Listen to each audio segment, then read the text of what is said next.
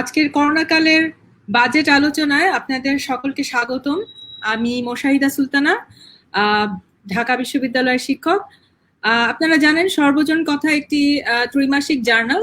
এটা বিগত 6 বছর ধরে আমরা প্রকাশ করে আসছি প্রিন্ট ভার্সনে। এই বছরই প্রথম এই করোনা কালে আমরা প্রিন্ট ভার্সনে যেতে পারিনি, তাই আমরা এবার অনলাইনে এই জার্নালটি প্রকাশ করেছি। এটা সব তথ্য আপনারা পাবেন, আর্টিকেল গুলো পড়তে পারবেন সর্বজনকথা.info এই ওয়েবসাইটে গিয়ে। আপনারা জানেন এই পত্রিকাটির সম্পাদক অধ্যাপক আনু মোহাম্মদ।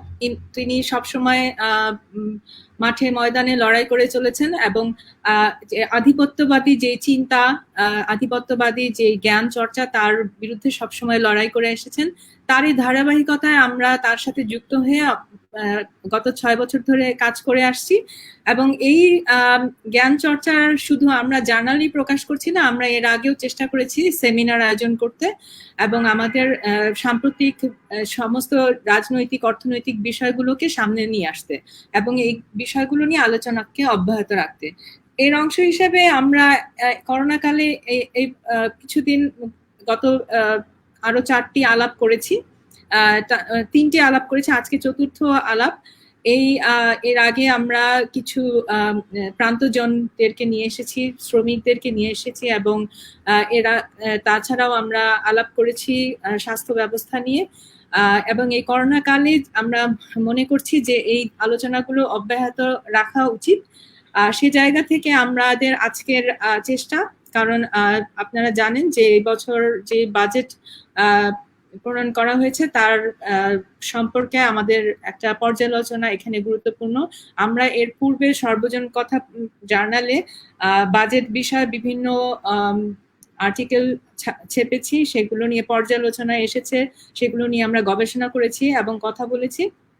এবং এখন যেহেতু আমরা সামনে যেতে পারছি না, সেমিনারে থাকতে পারছি না, আমরা লাইভের মাধ্যমে চেষ্টা করছি যে মানুষের কাছে পৌঁছাতে। আপনারা জানেন যে আমরা ঠিক গতানুগতিক ধারার বা যেটাকে আমরা বলবো যে আধিপত্যবাদী যেই জ্ঞান চর্চা, সেই ধারা থেকে বের হয়ে একটি সর্বজনের স্বার্থ রক্ষা করে এরকম চিন্তা ভাবনা এবং জ্ঞান চর্চাকে আমরা সবসময় উৎসাহিত করে আসছি এবং সেই কারণে আমরা শিক্ষক শিক্ষার্থী সকলে মিলে একসাথে কাজ করাটাকে সবসময় খুবই গুরুত্বপূর্ণ মনে করি। সেদিক থেকে আজকে আমরা উপস্থিত হয়েছি আজকে এই বাজেট আলোচনা নিয়ে।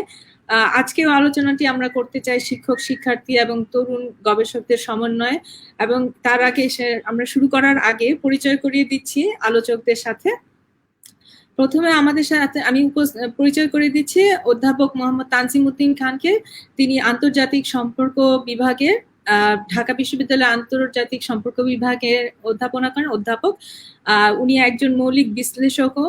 উনি আর অনেক বিষয়ে গবেষণা করেছেন এবং করোনাকালে যে প্রণোদনা সেগুলো নিয়ে, যে অর্থনৈতিক প্রণোদনা সেগুলো নিয়ে গত সংখ্যায় লিখেছেন। আপনারা আবার বলছি যে সর্বজনকথা.info-তে গেলে আপনারা সেই তথ্যগুলো পাবেন। আমরা বহুদিন থেকে একসাথে কাজ করছি এবং এখন মনে করছি যে আবার আমাদের এই বাজেট পর্যালোচনা নিয়ে আপনাদের সামনে উপস্থিত হওয়া দরকার।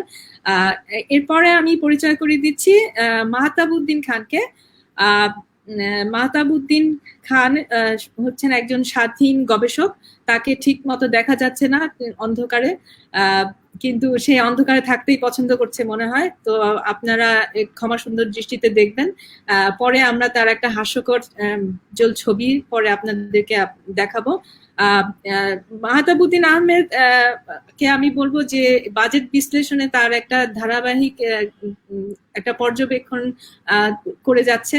সর্বজন কথা এর আগেও সে প্রচুর লিখেছে, গবেষণা করেছে এবং সেগুলো আমি প্রত্যেকটাই মনে করি খুবই, সে একজন তুখোড় বিশ্লেষক। এর আগে সে এই গতানুগতিক ধারার বাইরে গিয়ে কিছু মৌলিক বিষয় আমাদের সামনে এনেছেন, সেগুলো আমাদের জ্ঞান চর্চাকে সমৃদ্ধ করেছে। এবার আমি পরিচয় করে দিচ্ছি আমাদের একজন তরুণ শিক্ষার্থীর সাথে, জায়েদ বিন সাত্তার। জায়েদ বিন সাত্তার, স্বাগতম। জায়েদ বিন সাত্তার একজন তরুণ শিক্ষার্থী, অর্থনীতি বিভাগে পড়ছেন জাহাঙ্গীরনগর বিশ্ববিদ্যালয়ে। একজন তরুণ বিশ্লেষক হিসেবে আমরা তার মতামত জানতে চাইবো। কারণ একজন তরুণ এই সময়ে বাজেট নিয়ে কি বিশ্লেষণ করেন, কি দেখেন, কিভাবে সেটাকে গতানুগতিক চিন্তার বাইরে গিয়ে এটাকে বিশ্লেষণ করতে পারে, সেটা সম্পর্কে তার যে মতামত সেগুলো আমাদের পুরো আলোচনাকে সমৃদ্ধ করবে বলে আমি মনে করছি। তো আমি এখন আলোচনা শুরু করব। এই আলোচনা শুরু করবার আগে আমি প্রথমে একটু কথা বলে নিতে চাই এবারের বাজেট সম্পর্কে। আপনারা জানেন যে এই বছরের বাজেটটা একটু ভিন্ন হওয়ার কথা ছিল, এবং সেটা আসলে এই বাজেটের যে স্পিচ সেখানে আসলে এই কথাগুলো উল্লেখ করা হয়েছে যে এই বাজেটটা ভিন্ন ধরনের, এবং এখানে স্বাস্থ্য, কৃষি এগুলোকে প্রাধান্য দেওয়া হয়েছে, এটা বলা হয়েছে। কিন্তু আসলে কি তাই? আমরা কি আসলে সেটা দেখতে পাই কিনা, সেগুলো আসলে আমরা আজকে পর্যালোচনা করব। কারণ আমরা আজকের যে আলোচনা করছি সেটার নাম দিয়েছি করোনা কালের বাজেট, যে এই বাজেটটা আসলে অন্যান্য বাজেটের তুলনায় মানে সাথে তুলনা করলে এটা আসলে কি হওয়া উচিত, কি হতে পারতো, এবং কি হলে সেটা জনস্বার্থকে রক্ষা করতে পারতো, এই বিষয়গুলো আমরা নিয়ে আসবো। তো আমি প্রথমে বলতে চাই যে আমরা সাধারণত ধরে নেই যে যখন আমাদের দেশে কোনো একটা বাজেট তৈরি করা হবে, সেটা সাধারণত আমরা ধরে নিই যে এটা জাতীয় স্বার্থকে প্রতিনিধিত্ব করবে। এবং এই জাতীয় স্বার্থ বলতে আমরা আসলে কি বুঝি সেটা বলতে গেলে আমাদেরকে এই আলোচনায় যেতে হবে যে এই জাতীয় স্বার্থ আসলে এক একজন এক একভাবে সংজ্ঞায়িত করে। কিন্তু আমরা এখানে বলতে চাই যে সেটাই জাতীয় স্বার্থ, যা নাকি দেশের অধিকাংশ মানুষের যে স্বার্থ সেটাকে প্রতিনিধিত্ব করে।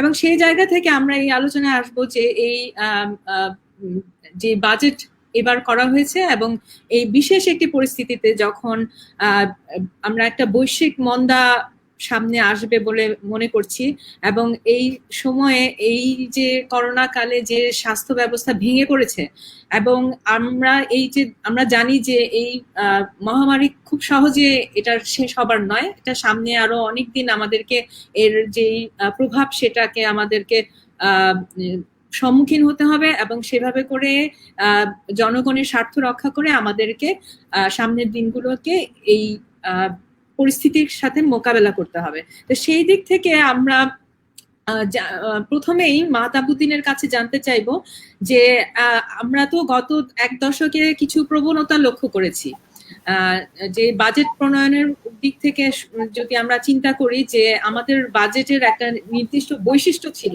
এতদিন পর্যন্ত, এবং সেইগুলো বিশ্লেষণ করলে বা পর্যবেক্ষণ করলে এই যে করোনা কালের সামনে আমরা এসে দাঁড়িয়েছি, এটা আসলে আমরা কোথায় দাঁড়িয়ে আছি, এই প্রবণতার থেকে কি আমরা ভিন্ন কিছু এখানে আসলে দেখতে পাচ্ছি এবারের বাজেটে?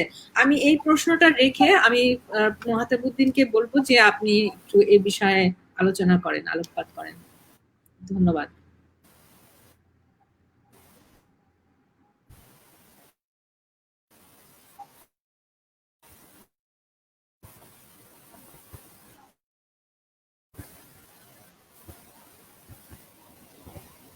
আচ্ছা, আমার এখানে মনে হয় একটু কানেকশনের সমস্যা দেখা দিচ্ছে। আপনি কি শুনতে পাচ্ছেন আমাকে?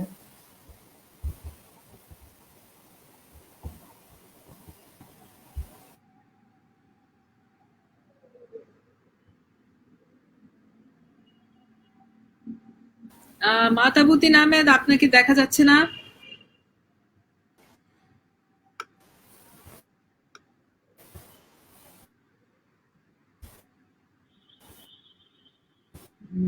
আমরা দুঃখিত, এই যে মাহতাবুদ্দিন ফেরত এসেছে।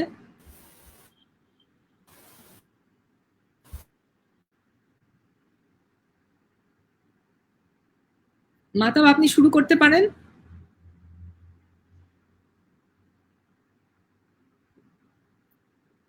আমরা দুঃখিত, আমার মনে হচ্ছে মাহতাবুদ্দিনের ইন্টারনেট কানেকশন নিয়ে কোনো সমস্যা হচ্ছে। যদিও আমাদেরকে এখন আরো বেশি পরিমাণে এই বাজেটের যেটা নির্ধারিত হয়েছে যে এখন আমাদেরকে আরো বেশি টাকা ব্যয় করতে হবে ইন্টারনেটে, কিন্তু ইন্টারনেটের যে অবস্থা তাতে আমাদের মনে হচ্ছে এই তো ফেরত এসেছে মাহতাবুদ্দিন আহমেদ।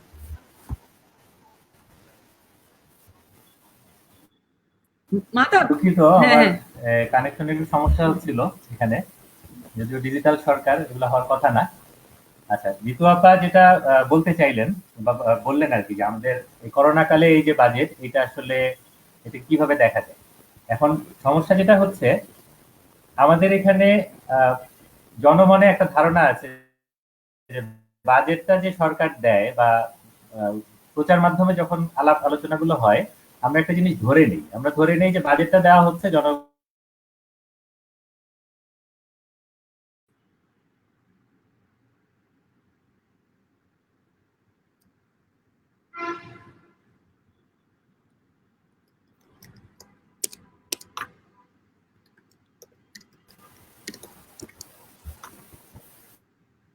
আমি কি ব্যাক করেছি আর তো? হ্যাঁ, হ্যাঁ, হ্যাঁ, আবার আহ, আচ্ছা, আমি যেটা বলতে চাচ্ছিলাম যে বাজেট নিয়ে আলাপ আলোচনা করার সময় যখন আলাপ আলোচনাটা হয় আমাদের এখানে প্রচার মাধ্যমে, একটা জিনিস কতগুলো অনুমিতি ধরে নেয়। যে প্রথম যে অনুমিতিটা ধরে যে বাজেট হচ্ছে জনগণের উন্নয়নের জন্য সরকার দেবে, এবং সরকারের কাছে আমাদের অনেক প্রত্যাশা থাকে।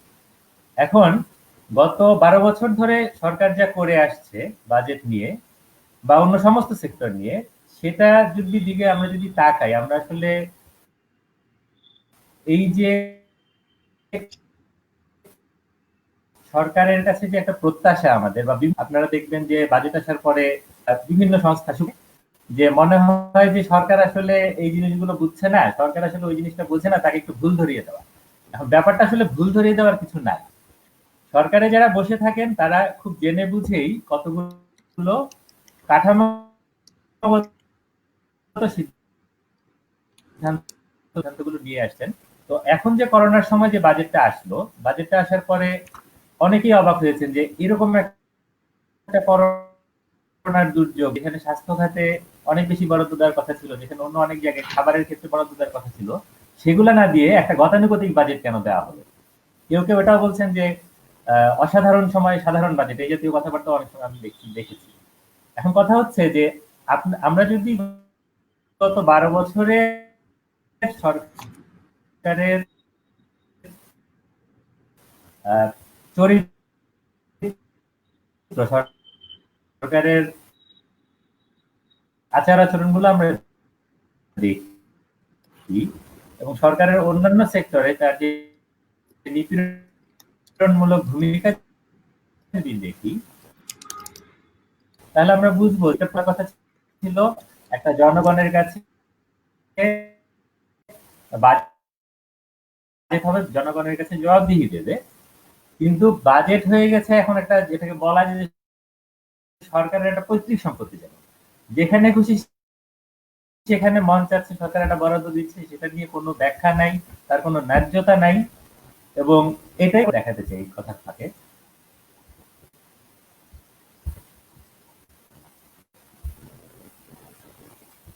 আচ্ছা,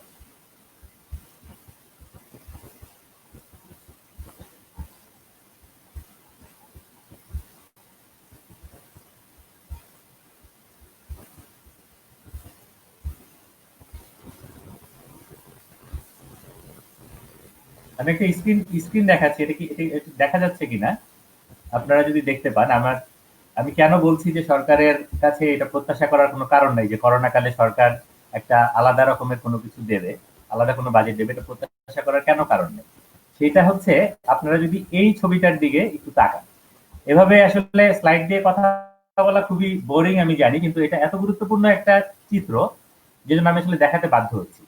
আপনারা দেখেন যে এইখানে গত এক যুগের সরকার, গত 12 বছর আওয়ামী লীগ সরকারের এক যুগের বাজেট, প্রতিটা বছরের বাজেটের একটা চিত্র দেওয়া আছে। আপনারা দেখেন স্বাস্থ্য খাত নিয়ে এই যে এত কথা বলা হচ্ছে, স্বাস্থ্য খাত কবে সরকারের গুরুত্বে ছিল? কখনোই ছিল না। এই যে কৃষি, আপনারা দেখেন কৃষি খাতে সরকার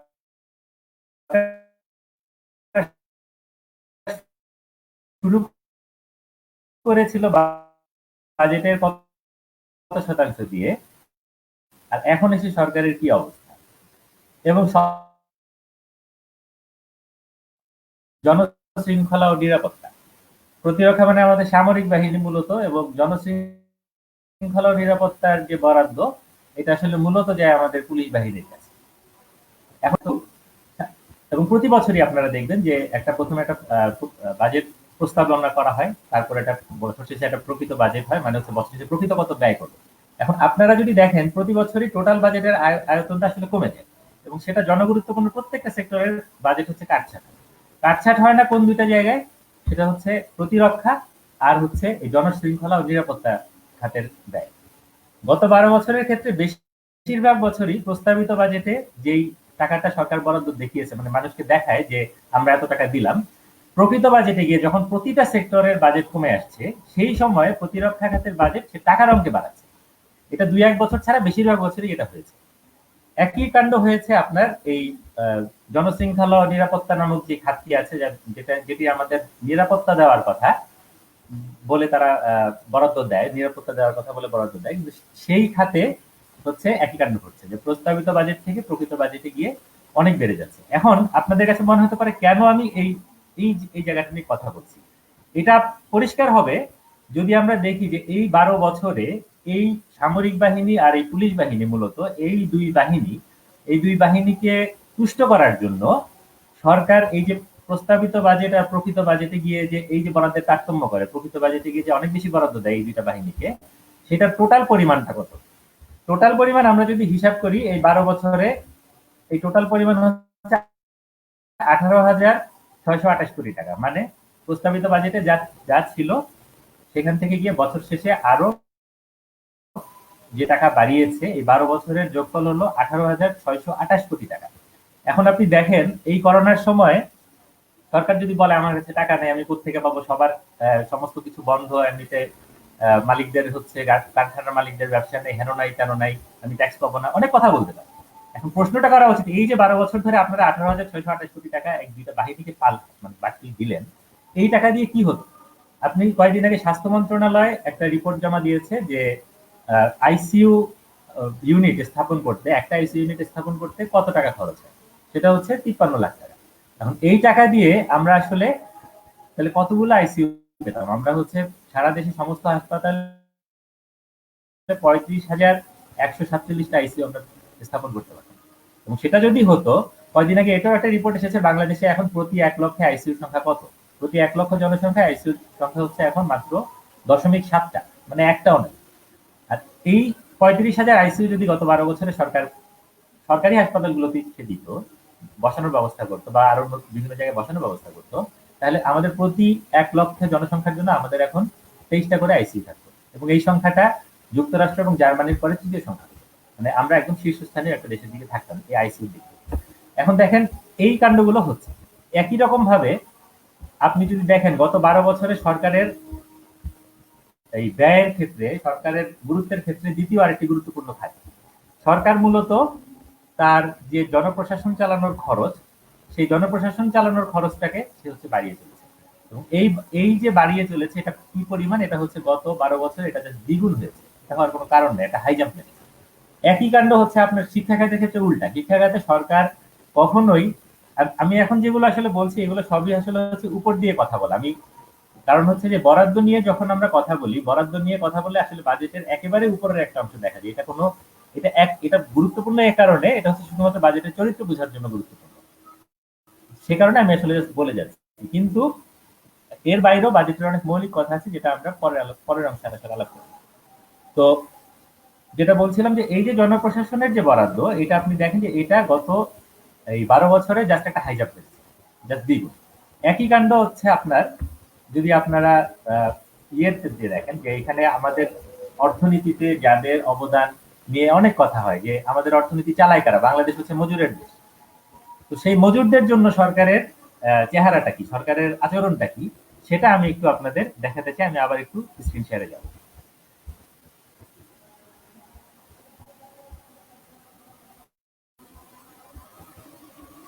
তো এই যে আপনারা মনে হয় দেখতে পাচ্ছেন কিছুক্ষণ পরেই। তো দেখেন গত 12 বছর ধরে এই যে অর্থনীতি যারা চালায়, সেই মজুরদের জন্য সরকারের আচরণটা কি, এবং এই যে যাদেরকে নিয়ে এই দুই মূলত এই গরিব মানুষ থেকে শুরু করে খেটে খাওয়া জনগোষ্ঠীর প্রতি সরকারের আচরণটা কি। দেখেন তাদের যে বরাদ্দ বাজেটে সেটাকে আসলে আপনারা খুঁজেই পাচ্ছেন না বলতে গেলে। এত তলানিতে এবং এত তলানিতে আপনি খুঁজে পাবেন, এবং অলমোস্ট এটা আসলে বাজেটে 0%। এটা যদি 1 বছর 2 বছরের কাহিনী হতো আমরা হয়তো বুঝতাম যে আচ্ছা ঠিক আছে এই বছরের এই অবস্থা, অন্য বছর অন্য কিছু হবে।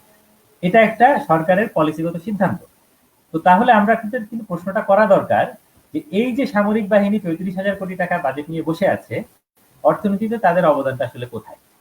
এই প্রশ্নটা আমাদের করা দরকার যে এই করোনার কালে তারা যে বলে যে তারা হচ্ছে আমরা তারা দেশপ্রেমিক সেনাবাহিনী, খুব ভালো কথা, আমরা সেটা চাই যে দেখতে সেই দেশপ্রেমটা, সেটা কোথায়? এই করোনার কালে মানুষ যখন পুরো দেশ ঢুকছে তখন ফ্রন্ট লাইনে আছে কে? ফ্রন্ট লাইনে আছে পুলিশ বাহিনী, সামরিক বাহিনীর সদস্যদের আমরা এখন পর্যন্ত দেখতে পাচ্ছি না। তো তাহলে আমাদের এই প্রশ্নটা করা দরকার যে যাদেরকে দিয়ে আমাদের এত হাজার হাজার কোটি টাকা চলে যাচ্ছে বা যেটা একটা বিশাল অংশ চলে যাচ্ছে, তাদেরকে এইভাবে পোষার আমাদের দরকার নেই। এটা হচ্ছে আমাদের একটা।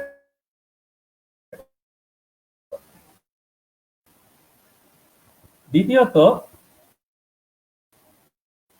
আমাদের আরেকটা যেটা আলাপ করা দরকার, এরকম কথা শোনা যাচ্ছে যে সরকার নাকি সামাজিক নিরাপত্তার ক্ষেত্রে জোর দিয়েছে বা দিচ্ছে, দুর্যোগ মোকাবেলায় ত্রাণের ক্ষেত্রে সরকার অনেক জোর দিচ্ছে। তো সেইটারও আমরা কয়েকটা চিত্র আপনাদেরকে দেখাতে চাই। সেটা আমি স্ক্রিন শেয়ারে যাব।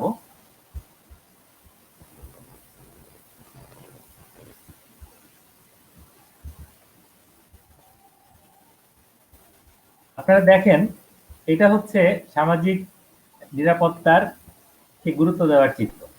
প্রথমত আপনারা দেখেন সামাজিক নিরাপত্তা গত 12 বছর ধরে এটা আসলে কমার দিকে। তার থেকে যেটা ইন্টারেস্টিং, এই যে বিশাল বরাদ্দ দেখাচ্ছে এর মধ্যে এই যে লাল লাল রং করা যে অংশ, এটা হচ্ছে সরকারের পরিচালন ব্যয়, সামাজিক নিরাপত্তার পরিচালন ব্যয়। তো তার মানে আসলে যেই পরিমাণ বরাদ্দ তারা দেখাচ্ছে সেটারও যদি একটা বিশাল অংশ আসলে চলে যাচ্ছে আপনার এই পরিচালন ব্যয়। তো তাতে আসলে আমাদের কতটুকু কি লাভ হচ্ছে সেটাই করোনা কালে আমরা আসলে খুব ভালোভাবে টের পাচ্ছি। যখন আমরা দেখি যে আপনার সারা দেশের 64টা জেলায় হচ্ছে হয় ত্রাণের দাবিতে বিক্ষোভ হয়েছে, নয় ত্রাণের অনিয়ম নিয়ে বিক্ষোভ হয়েছে, যখন এই জিনিসগুলো ঘটছে তখন আমরা খুব ভালো করে বুঝতে পারি সামাজিক নিরাপত্তা আসলে কি, আদৌ কিছু ছিল কিনা। এখন আপনারা যদি আরেকটা জিনিস দেখেন যে দুর্যোগের ক্ষেত্রে যে সরকারের মনোভাবটা কি, দেখেন এটা হচ্ছে সরকারের দুর্যোগ এবং ত্রাণ মন্ত্রণালয়ের বরাদ্দের চালচিত্র গত 12 বছর, এবং সেটাও দেখেন ক্রমাগত সরকার কমিয়ে যাচ্ছে। তো এই করোনার কালে তো সরকার মনে হচ্ছে যে করোনা যে একটি দুর্যোগ সেটাও আমার মনে হচ্ছে সরকারের এই বাজেট থেকে মনে হয় না। সরকার সেটা বলতে চায় না বা সে তার ভাবেও সেটা মনে হয় না। তো এই যে বাজেটের আপনারা গত 12 বছরের যে ট্রেন্ড গুলো আমরা আমরা দেখালাম, সেটা অফ করি। 12 বছরের যে এই ট্রেন্ড আপনি যদি দেখেন যে মূলত আপনি দেখবেন যে বাংলাদেশ একটা পুলিশি রাষ্ট্রে আসলে পরিণত হয়েছে, এবং এখানে বাজেটের বরাদ্দটা মূলত যেখানে যায় সেটা হচ্ছে পুলিশ বাহিনী এবং সামরিক বাহিনীর কাছে, এবং এই বরাদ্দটা একমাত্র ঠিকঠাক মতো আসলে ব্যয় হয়। বাকি একটা বরাদ্দ ঠিকঠাক মতো ব্যয় হয় কিনা বা ঠিকঠাক মতো সেখানে প্রকল্পগুলো খরচ হয় কিনা আমরা আসলে বলতে পারি না। এটা গেল বাজেটের একটা দিক। দ্বিতীয়ত আপনি যদি দেখেন যে এখানে বাজেটের যে উন্নয়ন প্রকল্পগুলো নেওয়া হয় সেই উন্নয়ন প্রকল্পগুলোর ক্ষেত্রে যদি আপনি যান, তাহলে এই যে আমি বললাম আপনাদের যে বরাদ্দের আলোচনাটা হচ্ছে আসলে একটা উপর দিয়ে বলা। কেন উপর দিয়ে বলা? তার কারণ হচ্ছে যদি আপনি উন্নয়ন প্রকল্পের দিকে তাকান তখন গিয়ে আপনি দেখবেন যে বাজেটের যে অংশটাকে দিয়ে বলে যে আমি উন্নয়ন করব, সেই উন্নয়ন প্রকল্পের চেহারা হচ্ছে, আমি জাস্ট একটা তথ্য দিব এখানে দিয়ে আমি আপাতত আপনাকে শেষ করবো কারণ অন্যরা কথা বলবো। সেটা হচ্ছে যে একটা 2 বছর আগের তথ্য, 2 বছর আগের এডিপি থেকে হিসাব করে দেখা গিয়েছিল যে ওখানে 136টা প্রকল্প আছে যেখানে প্রকল্প ব্যয় এত পরিমাণ বাড়ানো হয়েছে, সেই ব্যয় বর্ধিত ব্যয়ের পরিমাণ হচ্ছে 97,000 কোটি টাকা। এখন এই 97,000 কোটি টাকা যার হচ্ছে প্রকল্প ব্যয় বৃদ্ধি। এখন এডিপির ভিতরে আরো যে অন্যান্য বিষয়গুলো থাকে, ধরেন একটা প্রকল্প নেওয়া হয়, সেই প্রকল্প কিভাবে নেওয়া হয় আমরা জানি না, সেই প্রকল্পের কোনো স্বচ্ছতা থাকে কিনা আমরা জানি না। তার ফলে আসলে আমরা আসলে ওইভাবে বুঝতেও পারি না যে একটা এই যে দেখাচ্ছে সরকার যেটা সেটা আসলে কতটুকু উন্নয়ন। এই হচ্ছে আপাতত আমার বলার। আমি আপাতত আমার এখানে শেষ করছি। ধন্যবাদ মাহতুবুদ্দিন আহমেদ। আমরা বুঝতে পারলাম যে গত এক দশকের বাজেটটা আসলে কিরকম, এবং এখন যে পরিস্থিতিতে আমরা দাঁড়িয়েছি সেটা যে ভিন্ন কিছু না, সেটাও একটু প্রতীয়মান হয়, কারণ সে আমাদের উপস্থাপন করেছে যে কিভাবে করে এই পরিবর্তনটা হচ্ছে, এবং সেখানে আমরা তেমন কোনো পরিবর্তন আসলে লক্ষ্য করছি না। এখন আমি আমি যাচ্ছি জায়েদ বিন সাত্তারের কাছে। আমি তার কাছ থেকে জানতে চাইবো যে এই করোনাকালের যে বাজেটটা হয়েছে সেটা কেমন হয়েছে তার মতে, এবং এটা মানে কেমন আসলে হতে পারতো। তো এই বিষয়ে সে একজন গবেষক শিক্ষার্থী হিসাবে জায়েদ বিন সাত্তার কি মনে করছেন সেটা আমরা শুনতে চাইব। ধন্যবাদ। ধন্যবাদ। শুনতে পাচ্ছেন আমাকে? হ্যাঁ, শোনা যাচ্ছে। Thank you. আসলে এই বাজেটটা হওয়ার পর থেকে এই বাজেটটাকে একটা মানে নতুন একটা ফ্রেজ আমরা শুনতে পাচ্ছি, সেটা হচ্ছে করোনা কালের বাজেট। এখন ব্যাপার হচ্ছে যদি করোনা না থাকতো তাহলে বাজেট কেমন হতো, কিংবা হচ্ছে করোনা থাকাতে আসলে একটা বাজেট আসলে কি কি নতুনত্ব আনা যায় সেটা নিয়ে হচ্ছে নানা আলোচনা হচ্ছে। আমরা শুনতে পাচ্ছি যে করোনায় কোন খাতকে অগ্রাধিকার দেওয়া যেত, কিংবা হচ্ছে নতুন কি কি নতুনত্ব আনা যেত। এই আলোচনার আগে একটু পেছনে হচ্ছে আমি ফিরে যাই। সেটা হচ্ছে যখন আমাদের মার্চে সাধারণ ছুটি দিল, তার 2-1 মাস পর থেকেই আমরা এক মাসের মতো মোটামুটি, যখন হচ্ছে আমাদের বিভিন্ন কলকারখানা হচ্ছে বিশেষত গার্মেন্টস ফ্যাক্টরি গুলো হচ্ছে খোলা শুরু হলো, তখন হচ্ছে আমাদের সামনে নতুন একটা কি লাইন আসলো, সেটা হচ্ছে যে জীবন না জীবিকা। এখন ব্যাপারটা কি জীবন অথবা জীবিকা দুটো কি প্রতিস্থাপন যোগ্য, নাকি হচ্ছে দুটো হচ্ছে একে অপরের পরিপূরক হলে এই দুটোকে একসাথে কিভাবে নেওয়া যাবে সেটা নিয়ে হচ্ছে আমরা আলোচনা করছি। এবং আমরা বলছি যে আমাদের জীবিকার স্বার্থে হচ্ছে অর্থনৈতিক কর্মকাণ্ড সচল রাখতে হবে, আমাদের এই আবার হচ্ছে জীবন বাঁচানোকে অগ্রাধিকার দিতে হবে। এখন জীবন কিংবা জীবিকা, আমি যদি এই দুটো ফ্রেজে পিক করি, তাহলে হচ্ছে যে এই জীবন বাঁচানোর ক্ষেত্রে অথবা আমার জীবিকা ঠিক রাখার ক্ষেত্রে সরকারের হচ্ছে কি ধরনের কৌশল থাকতে পারে। তো সরকারের হচ্ছে সরকার যে ধরনের নীতির সাহায্যে হচ্ছে বিভিন্ন সামাজিক কিংবা রাষ্ট্রীয় পরিস্থিতি সামাল দেয়, তার মধ্যে হচ্ছে মানে প্রধান টুল হচ্ছে ফিসক্যাল পলিসি। এখন সরকারের ফিসক্যাল পলিসি রিফ্লেকশন হয় তার বাজেট। এখন আমরা যদি হচ্ছে এবারের বাজেটের দিকে তাকাই, তাহলে হচ্ছে যে আমরা শুরু থেকে দেখবো যে এবারের বাজেটে যখন হচ্ছে বিভিন্ন আলোচনায় একদম যে বাজেট সম্পর্কে যার ধারণা নাই তাকেও যদি আমরা জিজ্ঞেস করি যে কোন সেক্টরে আসলে সে হচ্ছে এইবারের বাজেট নতুনত্ব চায়, কোন সেক্টরে এইবারের বাজেটে সে বরাদ্দ বেশি চায়, কিংবা আমাদের হচ্ছে একটা রেশনাল এক্সপেকটেশন, একটা যৌক্তিক প্রত্যাশা যে কোন সেক্টরে আমাদের হচ্ছে বরাদ্দ বাড়ানো দরকার, কোন সেক্টরে আমাদের খরচ বেশি করা দরকার। অর্থনীতি বলি, রাজনীতি বলি, যেটাই বলি, সবকিছু মানুষকেই ঘিরে। মানুষ যদি বেঁচে থাকে তাহলে অর্থনীতি বেঁচে থাকবে, মানুষ বেঁচে থাকলে হচ্ছে আমার জীবিকা চলবে, মানুষ বেঁচে থাকলে হচ্ছে আমার ব্যবসা বাণিজ্য হবে। এখন এই যে করোনার যে আমাদের হচ্ছে অতিমারি করে প্যান্ডেমিক সিচুয়েশন, এই সিচুয়েশন হচ্ছে মানুষ বাঁচানোর জন্য কি করতে হবে, মানুষ বাঁচানোর জন্য হচ্ছে মানে গ্রসলি হচ্ছে দুইটা ওয়ে হতে পারে আমাদের। এখন একটা হচ্ছে আমাদের করোনা থেকে মুক্ত থাকতে হবে, অথবা আমরা যদি করোনা আক্রান্ত হই তাহলে হচ্ছে আমাদের চিকিৎসা পেতে হবে। এখন করোনা থেকে তো মুক্ত থাকার আসলে এটা খুবই ডিফিকাল্ট কাজ, কিন্তু কঠিন কাজ, কারণ হচ্ছে যে এটা এমনই ছোঁয়াচে রোগ যে কেউ যদি হচ্ছে জীবিকার তাগিদে বাইরে বের হয় তাহলে হচ্ছে তার সংক্রমণের একটা উচ্চ ঝুঁকি থেকে যায়। তাহলে আমাদের দ্বিতীয় হচ্ছে অপশন কি থাকে, দ্বিতীয় অপশন থাকে হচ্ছে যে আমরা যদি হচ্ছে এটাতে এক্সপোজ হই তাহলে হচ্ছে আমরা ন্যূনতম চিকিৎসাটা পাবো। এখন এটাতে এক্সপোজ হয়েছে কিনা এটা বোঝার জন্য আমাদের হচ্ছে প্রথমে কি করতে হবে, আমাদের টেস্ট করতে হবে। আমরা কি দেখলাম, আমরা দেখলাম হচ্ছে প্রথমে আমরা শুনলাম যে আমরা করোনা মোকাবেলায় প্রস্তুত, আমাদের যথেষ্ট প্রস্তুতি আছে, এবং দক্ষিণ এশিয়ার মধ্যে নাকি আমাদের প্রস্তুতি সব থেকে ভালো।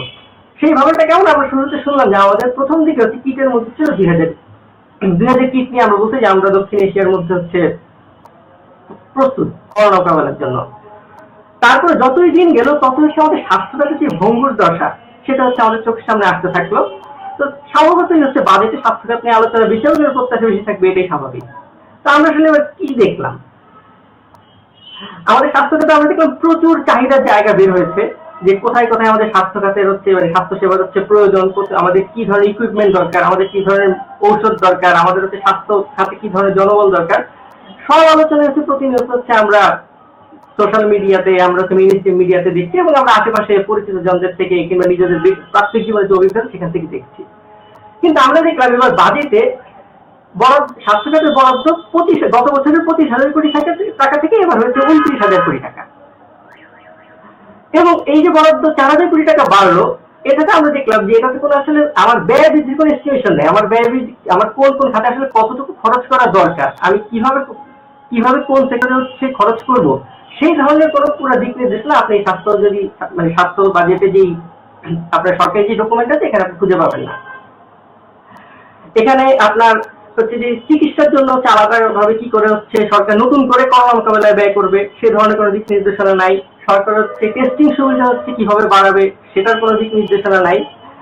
সবচেয়ে বড় ব্যাপার হচ্ছে যে এই করোনা কালে সবচেয়ে আলোচিত বিষয় যে আমরা যেটা শুনছি যে আমাদের দারিদ্রতার হার দ্বিগুণ হবে। এখন আমাদের দারিদ্রতার হার যদি দ্বিগুণ হয় তার মানে হচ্ছে লোকজনের আয় কমবে। এখন তার যখন আয় কমবে তখন তার হচ্ছে খরচ করার ক্ষমতাও কমে যাবে। এখন আমাদের হচ্ছে স্বাস্থ্য খাতের ব্যয়ের প্রবণতাটা কেমন? আমাদের স্বাস্থ্য খাতের মধ্যে স্বাস্থ্য খাতের ব্যয়ের প্রবণতার দিকে যদি আমরা তাকাই তাহলে দেখবো যে বাংলাদেশের আউট পকেট কস্ট মানে স্বাস্থ্য খাতে আপনি যদি চিকিৎসা সেবা নেন তাহলে হচ্ছে প্রতি 100 টাকায় 73 টাকা হচ্ছে জনগণের বহন করতে হয়, যেটা হচ্ছে সারা বিশ্বের মধ্যে হচ্ছে যে অ্যামাউন্টটা হচ্ছে অনেক বেশি এবং দক্ষিণ এশিয়ার মধ্যেও হচ্ছে এই অ্যামাউন্টটা বেশি। এখন আমরা এই বাজেটে এই যে আউট পকেট কস্ট কমানোর হচ্ছে কোনো প্ল্যান দেখলাম না, কমানোর জন্য কোনো বরাদ্দ দেখলাম না। কারণ বরাদ্দ বেড়েছেই 4,000 কোটি টাকা, এই 4,000 কোটি টাকা তো হচ্ছে অন্যান্য বাজেটেই হচ্ছে চলে যাবে। আমার হচ্ছে ডাক্তারের সংখ্যা বেড়েছে, আমার নার্সের সংখ্যা বেড়েছে, আমার মেডিকেল টেকনোলজির সংখ্যা বাড়ছে, আমার অপারেটিং কস্ট বাড়ছে হাসপাতালগুলো, তাহলে হচ্ছে সেটার কোনো দিক নির্দেশনা নাই। আর সরকার নিজে কি হচ্ছে পুরো করোনা পরিস্থিতি মোকাবেলা করতে পারবে? কারণ হচ্ছে সরকারি হাসপাতালের সংখ্যা তো এমনিতেই অপ্রতুল, তাহলে তো আমার বেসরকারি খাতে সম্পৃক্ত করতে হবে। এখন বেসরকারি খাতে সম্পৃক্ত করলে আমরা সবসময় জানি বেসরকারি খাতে সেবার যে উচ্চ মূল্য এটা তো সবার জন্য এফোর্ড করা সম্ভব না, কিন্তু করোনা তো ধনীদের কাউকে হচ্ছে মানবে না। এবং যেহেতু দরিদ্রকে কাজে বেশি বেরোতে হবে তাই তার এক্সপোজ হওয়ার সম্ভাবনা বেশি থাকবে। তো তার যদি এক্সপোজ হওয়ার সম্ভাবনা বেশি থাকে তাহলে হচ্ছে তার চিকিৎসার আসলে ব্যবস্থা কি? তার চিকিৎসার জন্য সরকারি হাসপাতালের নির্ভর করতে হবে। আমরা দেখতেছি যে সেখানে আইসিইউ পাওয়া যায় না, সরকারি হাসপাতালে বেড সংকট, অক্সিজেন পাওয়া যাচ্ছে না। এমনকি যে করোনার আক্রান্ত না, নন কোভিড পেশেন্ট, সেও হচ্ছে চিকিৎসার জন্য হাসপাতাল ঘুরতে ঘুরতে হচ্ছে রাস্তায় মারা যাচ্ছে। এটা যখন পরিস্থিতি তখন হচ্ছে যে এই 4,000 কোটি টাকার বৃদ্ধি এটা তো আসলে কোনো সিগনিফিকেন্ট বৃদ্ধি না। এবং এখানে যদি আমি যুক্তি দিই যে অতীতে হচ্ছে আমার স্বাস্থ্য খাতে হচ্ছে বরাদ্দ মানে যে বরাদ্দ থাকে সেটা প্রপারলি ইউটিলাইজ হয় না, এটা তো আসলে ভালো যুক্তি না। কারণ আগে বরাদ্দ থাকতে হবে, বরাদ্দ থাকার পরে না সেটা ইউটিলাইজ হবে। এখন বরাদ্দ যদি না থাকে তাহলে সেটা ইউটিলাইজের প্রশ্ন তো এই বছরই সেটা হচ্ছে অবান্তর হয়ে যায়। এবং এই বছর স্বাস্থ্য খাতে উন্নয়ন যেই বাজেটটা মানে অ্যানুয়াল ডেভেলপমেন্ট প্ল্যান সেখানে হচ্ছে 60টার বেশি প্রকল্প আছে এবং সবগুলো হচ্ছে হাসপাতাল সম্প্রসারণের চলমান প্রকল্প। করোনা পরিস্থিতি মোকাবেলাতে হচ্ছে যে আসলে এখানে কি স্ট্র্যাটেজিক প্ল্যান সেটা হচ্ছে আসলে অনুপস্থিত। এবং এই পুরো বাজেটের দিকে তাকালে যেটা মানে শেষে আমাদের যে এসেন্সটা আসবে সেটা হচ্ছে যে কোভিডকে টার্গেট করে কিংবা করোনা পরিস্থিতি টার্গেট করে এই বাজেটটা আসলে প্রণয়ন হয়েছে কিনা সেখানে আমরা কনফিউজ হয়ে যাবো। আমরা হচ্ছে শুধুমাত্র শুনবো যে আমরা করোনা পরিস্থিতি মোকাবেলা করছি যে, কিন্তু হচ্ছে এটা রিফ্লেকশন করি। এটা রিফ্লেকশন আছে যে আমাদের হচ্ছে 10,000 কোটি টাকার একটা থোক বরাদ্দ আছে।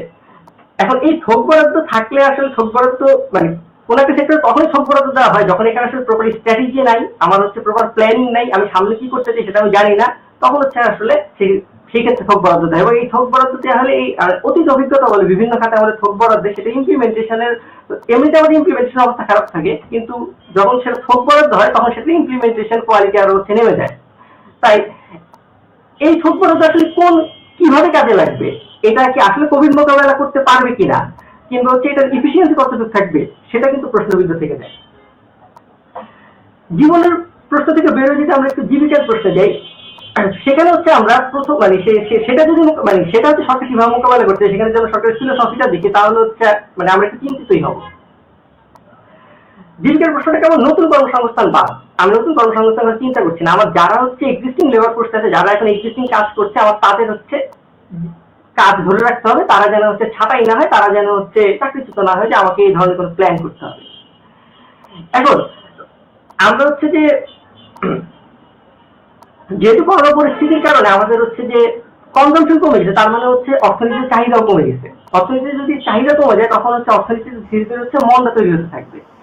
এখন এই মন্দাটা কি হচ্ছে, এই মন্দা মোকাবেলায় আমরা জানি একটা টুলস হচ্ছে সরকার হচ্ছে ফিসকাল পলিসি, বা সরকার হচ্ছে বেশি খরচ করলে তখন হচ্ছে অর্থনীতি স্টিমুলেট হবে, অর্থনীতি হচ্ছে চাঙ্গা হবে। এখন অর্থনীতি চাঙ্গা করতে গেলে আমাদের দেখতে হবে এই মন্দার ধরনটা কিরকম, এই মন্দাটা কি হচ্ছে আর্থিক বাজার থেকে সৃষ্ট মন্দা, অতীতে আমরা যে ধরনের মন্দা দেখছি না, এই মন্দাটা কিন্তু সেই ধরনের কোনো মন্দা না। এই মন্দাটা হচ্ছে কিন্তু মানে জীবনের ঝুঁকির কারণে মানুষজনের হচ্ছে কনজাম্পশন কমে যাওয়ার কারণে হচ্ছে তৈরি হওয়া মন্দা। এই মন্দাটা হচ্ছে করোনা পরিস্থিতির কারণে আমাদের কাজকর্ম স্থবির হয়ে যাচ্ছে, যে সাপ্লাই চেইনটা যে ভেঙে গেছে সেই কারণে তৈরি হওয়া মন্দা। এখন এই মন্দাকে যদি আমরা ব্যাংক খাতের যে ঋণ নির্ভর প্রণোদনার মাধ্যমে হচ্ছে মোকাবেলার চেষ্টা করি, তাহলে কিন্তু সেটা হচ্ছে খুব জুৎসই পলিসি হবে না। কারণ অর্থনীতিতে আগে হচ্ছে আমার নিশ্চয়তা থাকতে হবে যে আমি বেঁচে থাকবো, আমার অর্থনৈতিক কর্মকাণ্ড আগামী অল্প কিছুদিনের মধ্যে হচ্ছে সেটি বুস্ট করবে কিংবা সেটি টাকা হবে। তখনই আমি কি করবো, যে যারা উদ্যোক্তা আছে তারা হচ্ছে সেই ঋণটা নিয়ে তাদের এক্সিস্টিং যে লেবার ফোর্স, তাদের এক্সিস্টিং যে ওয়ার্কার, তাদেরকে কাজে রাখবেন। কিন্তু সেটা যদি না হয় তাহলে কোনো উদ্যোক্তাই এই ঋণটাও ইউটিলাইজ করবেন না, কিন্তু হচ্ছে তার যে শ্রমিক আছে তাদের এমপ্লয়মেন্টের হচ্ছে নিশ্চয়তা দিতে পারবেন না। তো এইভাবে যদি আমরা কোভিড মোকাবেলা করতে চাই তাহলে হচ্ছে এটা সর্বোচ্চ 2 থেকে 3 মাস মোকাবেলা করা যাবে। এবং অলরেডি আমরা দেখছি যে আমাদের যখন প্রযোজনা প্যাকেজের তহবিলের যে প্রথম 2-3 মাস সেটা হওয়ার পরে আমরা বিভিন্ন খান থেকে হচ্ছে ছাঁটাইয়ের কথা শুনছি, কিংবা বলছি যে সামনে হচ্ছে আমাদের ছাঁটাই করতে হবে, এবং অলরেডি হচ্ছে আমাদের শ্রমিকরা তাদের কাজ হারানো শুরু করেছে।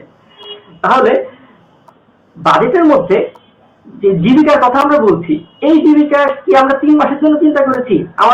আমরা কি ধরেছি যে কোভিড 3 মাসের মধ্যে চলে যাবে? আমরা কি ধরেছি যে কোভিড পরিস্থিতি কিংবা 3 মাসের মধ্যে হচ্ছে আমরা করোনার সাথে হচ্ছে এমন ভাবে সিনক্রোনাইজ করবো, কিংবা করোনাকে আমরা এমন ভাবে অ্যাডাপ্ট করে নিব যে আমাদের 3-4 মাসের মধ্যে সব পরিস্থিতি স্বাভাবিক হয়ে যাবে?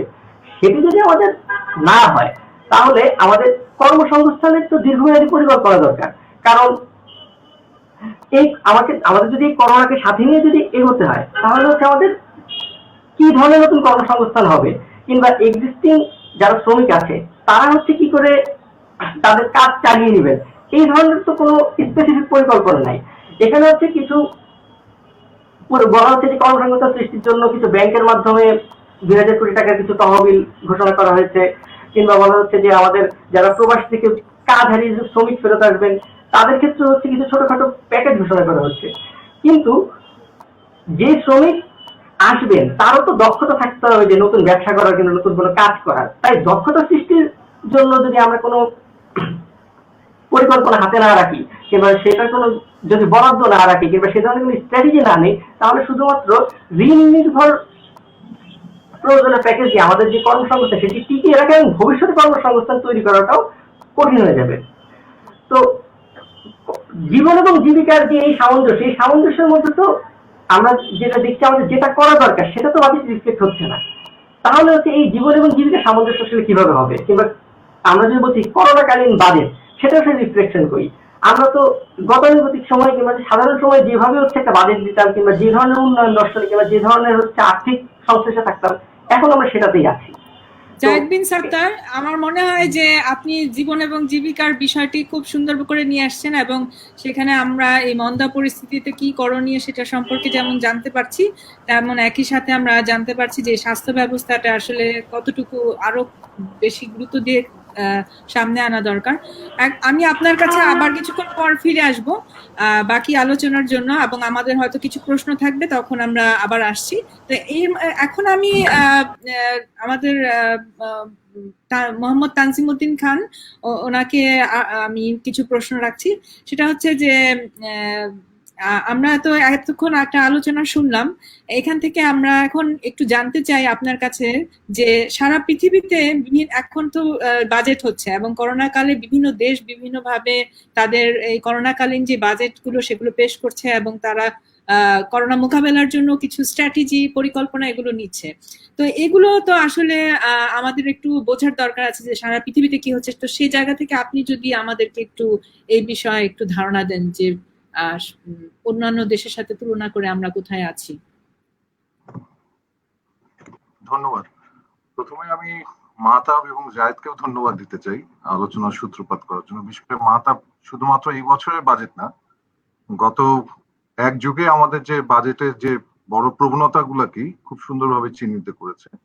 পরবর্তীতে জায়েদও খুব সুন্দর করে করোনা কালের এই জীবন এবং জীবিকার যে বিতর্কের মধ্যে আমাদেরকে ফেলে দেওয়া হয়েছে, এবং সেটার রিফ্লেকশন আমরা বাজেটে কি দেখলাম সেই আলোচনাটা করেছি।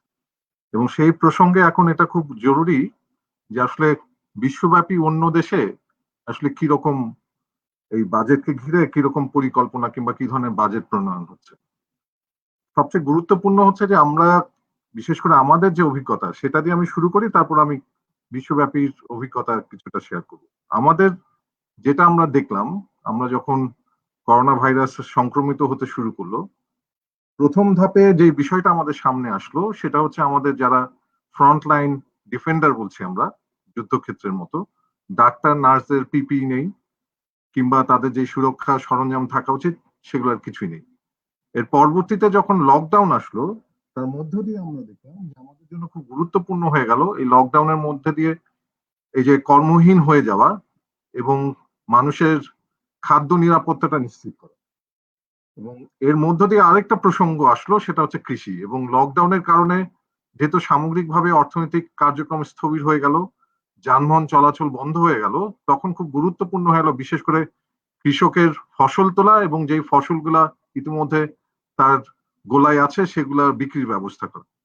এই প্রসঙ্গগুলা কিন্তু খুব গুরুত্বপূর্ণ হলো। এখন ঠিক এই অভিজ্ঞতাটা অন্য দেশগুলোর জন্য গুরুত্বপূর্ণ। এবং আমি অনেক দেশের দেখছিলাম বাজেট। আমি খুবই অর্থনৈতিকভাবে দুর্বল একটা দেশের কথা বলি, যেমন নেপাল। নেপালের বাজেট আমি যখন দেখলাম যে তাদের ওভারঅল যে বাজেট টাকার অঙ্কে কমেছে, যেটা নেপালের ইতিহাসে এবারই প্রথম ওদের বাজেট কমেছে হচ্ছে টাকার অঙ্কে 4%, যেটা টাকার অঙ্কে হচ্ছে 1.47 বিলিয়ন রুপি, যেটা এর চাইতে 4% বেশি ছিল গত বাজেটে। তার রিজনটা হচ্ছে করোনা ভাইরাস। কিন্তু যেটা খুব গুরুত্বপূর্ণ, তাদের একটা মনোযোগ হচ্ছে স্বাস্থ্য খাত, এবং স্বাস্থ্য খাতে তারা ব্যয় বাড়িয়েছে 32%। ঠিক একইভাবে আমরা যদি অন্যান্য দেশেও দৃষ্টি দেই, তবে আমার কাছে অন্যান্য দেশের মধ্যে আমি খুব উন্নত দেশ না, আমাদের কাছাকাছি আমি যদি ইন্দোনেশিয়ার প্রসঙ্গটা তুলি তাহলে এটা খুবই ইন্টারেস্টিং। এবং ইন্দোনেশিয়া মার্চ মাসে বিশেষ করে যখন করোনা ভাইরাসের সংক্রমণের শিকার হতে শুরু করে, তখন তারা একটা আলাদা স্টেট স্পেন্ডিং বাজেট করে এই কোভিড-19 মোকাবেলার জন্য। এবং খুবই আমাদের ঠিক বিপরীত, আমরা প্রণোদনা দেওয়ার ক্ষেত্রে যেমন ব্যবসায়ীদেরকে সর্বাগ্রে বিবেচনা করলাম, তারা কিন্তু সর্বাগ্রে বিবেচনা করেছে তিনটা সেক্টরকে, হেলথ সেক্টর, আপনার সোশ্যাল প্রোটেকশন এবং ট্যাক্স ইনসেন্টিভ, এবং সব শেষে এসছে হচ্ছে ইকোনমিক রিকভারি। এবং টোটাল হচ্ছে, আমি যদি ভুল না করি, তাদের যে এই করোনা ভাইরাস মোকাবেলার জন্য তারা তখন অ্যালোকেট করলো 4.1 ট্রিলিয়ন রুপি, তাদের কারেন্সি হচ্ছে রুপি। এবং তার মূল অংশটাই কিন্তু ব্যয় করছে হচ্ছে হেলথ সেক্টর, সোশ্যাল প্রোটেকশন এবং ট্যাক্স ইনসেন্টিভে।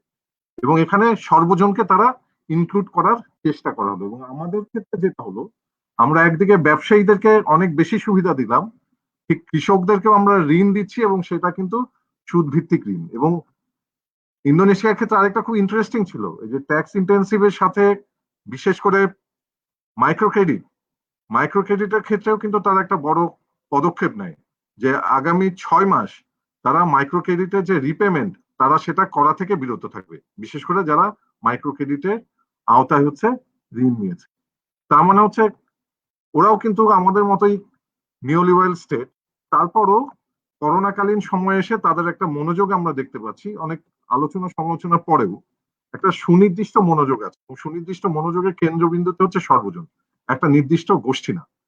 ঠিক নেপালের ক্ষেত্রে আমরা তাই দেখলাম, এবং এটা ভারতের ক্ষেত্রে তো আরো বেশি। এবং ভারত শুধু করোনা কালের না, আপনারা যদি ফেব্রুয়ারি মাসে তারা যখন বাজেট ঘোষণা করলো, সেই বাজেট ঘোষণার ক্ষেত্রে তারা তিনটা বিষয়, তাদের যে অ্যাসপিরেশন, সেখানে তিনটা বিষয়কে গুরুত্ব দিয়েছে। এবং তার নাম্বার 1 হচ্ছে কৃষি, দ্বিতীয় হচ্ছে ওয়াটার অ্যান্ড স্যানিটেশন, থার্ড হচ্ছে এডুকেশন সেক্টর।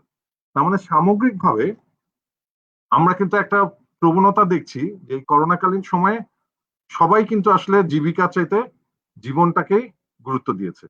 এবং যে উদাহরণগুলো আমি দিলাম, এখন আমাদের ক্ষেত্রে যেটা হচ্ছে, আমাদের ক্ষেত্রে আমরা খুবই একটা যে আলোচনাটা আগে হয়েছে যে গত 1 দশকে যে গতানুগতিক যে আমাদের ধারা বাজেটের ক্ষেত্রে, সেই ধারাটাই বজায় রাখলাম। যদিও আমরা যদি আমাদের যিনি ফিনান্স মিনিস্টার আছেন তার যদি বাজেট ভাষণটা খেয়াল করি, আমি ইংরেজি ভাষণটা পড়ছিলাম এবং আমি বোঝার চেষ্টা করেছিলাম তার ডিসকোর্স গুলা বোঝার মধ্য দিয়ে আসলে মনোযোগটা কোথায় বাজেটে। এবং আমি দেখলাম শব্দের ব্যবহারের ক্ষেত্রে স্বাস্থ্য শব্দটা যদিও সবচেয়ে বেশি ব্যবহৃত হয়েছে, শিক্ষা শব্দটা সবচেয়ে বেশি ব্যবহৃত হয়েছে। স্বাস্থ্য শব্দ 136 পেজের ইংরেজি যে বাজেট বক্তৃতা, সেখানে আমি দেখলাম স্বাস্থ্য শব্দটা ব্যবহৃত হয়েছে 97 বার, শিক্ষা শব্দটা ব্যবহৃত হচ্ছে 73 বার, কোভিড-19 এই শব্দটা ব্যবহৃত হচ্ছে 59 বার, জিডিপি এবং গ্রোথ এই দুটাকে সম্মিলিতভাবে ব্যবহৃত হচ্ছে 59 বার। এবং খুব ইন্টারেস্টিং বৈষম্যের বিষয়টা আলোচিত শব্দটা ব্যবহৃত হচ্ছে 4 বার, দারিদ্র্য মাত্র 4 বার, বেকারত্ব মাত্র 4 বার। যদিও কৃষকরা এবার একটু বেশি স্পেস পেয়েছেন শব্দের দিক থেকে 17 বার।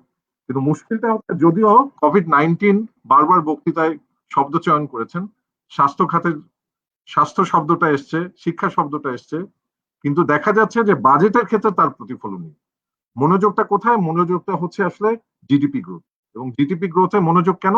কারণ আমাদের রাষ্ট্রের যেটা খুব বড় সমস্যা সেটা হচ্ছে আমাদের গভর্নেন্স পারফরমেন্সের ক্ষেত্রে, ইকোনমিক পারফরমেন্সের ক্ষেত্রে যে আমরা জিডিপি ব্যবহার করি, এটা হচ্ছে সামগ্রিক একটা রাজনৈতিক অর্থনৈতিক যে কর্মক্ষমতা সেটা যাচাই করার জন্য আমরা এটাকে এখন জিডিপি দিয়ে বুঝি।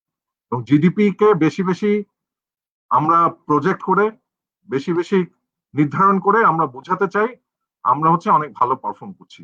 এবং রাজনৈতিক অর্থনৈতিক ভাবে সেটাই দেখা যাচ্ছে একমাত্র নির্দেশক হয়ে গেছে জিডিপি। এবং সেই জিডিপি নির্ধারণের মধ্য দিয়ে আমরা দেখলাম আমাদের 8.2% জিডিপি প্রজেক্ট করা হলো, জিডিপি গ্রোথ। এবং খুবই ইন্টারেস্টিং যে আমাদের ফিনান্স মিনিস্টার তার বক্তব্যে কিন্তু বলেছেন গ্লোবাল সিনারিওটা, এবং বিশ্ব ব্যাংকে কোটও করেছেন। উনি বলেছেন ইকোনমিক অ্যাক্টিভিটি 3% কমবে এবং জিডিপি গ্রোথ বিশেষ করে দক্ষিণ এশিয়াতে থাকবে 1.8 থেকে 2%। শুধু তাই না, আমি যদি এডিবি কিংবা ওয়ার্ল্ড ব্যাংক, ওইসিডি সবারটাই দেখি, একই রকম আমরা দেখব যে সবাই কিন্তু মনে করছে একটা মন্দাভাব অর্থনীতি থাকবে। এবং ইন্টারন্যাশনাল ট্রেডের ক্ষেত্রেও আমরা দেখেছি যে আমাদের আংট্যাড যে আছে তারা যেটা প্রজেক্ট করেছে যে আগামী এই করোনাকালীন সময়ে 27%, 2020-21-এ 27% হচ্ছে ইন্টারন্যাশনাল ট্রেড কমবে। আর হচ্ছে ডাব্লিউটিও বলেছে এটা 13 থেকে 17-32 ভাগ হতে পারে। ঠিক একইভাবে রেমিটেন্সের ক্ষেত্রে বলা হচ্ছে যে সাউথ এশিয়ার ক্ষেত্রে এটা 22 রেমিটেন্স ফ্লো 22.1 ভাগ কমবে, গ্লোবালি হচ্ছে 20 ভাগ। এখন এরকম পরিস্থিতিতে আমাদের 8.2 এই আলোচনাটা যখন আসে কিংবা এটাই যখন একমাত্র নিয়ামক হিসেবে দেখায় অর্থনৈতিক পারফরমেন্সের ক্ষেত্রে, তখন এই গ্লোবাল সিনারিওর পরিপ্রেক্ষিতে আসলে অন্য আলোচনাগুলো খুব দুর্বল হয়ে যায়। কারণ ওইসিডি তার যে 26টা মেম্বার স্টেট আছে সবার ইকোনমিক অ্যানালাইসিস করেছে এবং তারা দুই ভাবে করেছে। একটা হচ্ছে সিঙ্গেল হিট যদি হয়, তার মানে একবার যদি সংক্রমণ হয় তাহলে কি হবে, দুবার যদি সংক্রমণ হয় তাহলে কি হবে, এই ধরনের দু ধরনের সিনারিও তৈরি করেছে। কিন্তু আমাদের বাজেটের ক্ষেত্রে এরকম একটা যেটার শব্দটা আমরা সবচেয়ে বেশি উচ্চারণের দিক থেকে আমরা তৃতীয় স্থানে, কোভিড-19 আমাদের বাজেট বক্তৃতায়, কিন্তু দেখা যাচ্ছে এই কোভিড-19 সিচুয়েশনের অ্যানালিসিসটা নাই। অ্যাজ ইফ যে আমাদের এই বাজেট ঘোষণার সাথে সাথে বোধহয় কোভিড-19 অনুপস্থিত হয়ে গেছে বা এই ধরনের কোনো ঘটনারই আমরা শিকার হইনি। যার ফলে বাজেটের অন্য প্রসঙ্গগুলো যখন আসে, এবং আমি পরে আবার আলোচনায় আসবো, আমরা আলাদা আলাদা করে দেখবো হেলথ সেক্টর কিংবা এই সেক্টরগুলো বলা হচ্ছে বাজেট বেড়েছে, আবার যদি আমি উন্নয়ন বাজেট অ্যানুয়াল ডেভেলপমেন্ট প্রোগ্রামের বিবেচনায় আসে আমরা দেখবো প্রতি ক্ষেত্রেই কিন্তু কমেছে। এবং খুব ইন্টারেস্টিং একটা তথ্য মাহতাব দিয়েছে যে বিশেষ করে আমাদের দুর্যোগ ও ত্রাণ মন্ত্রণালয় গত এক দশকে কিন্তু কমছে।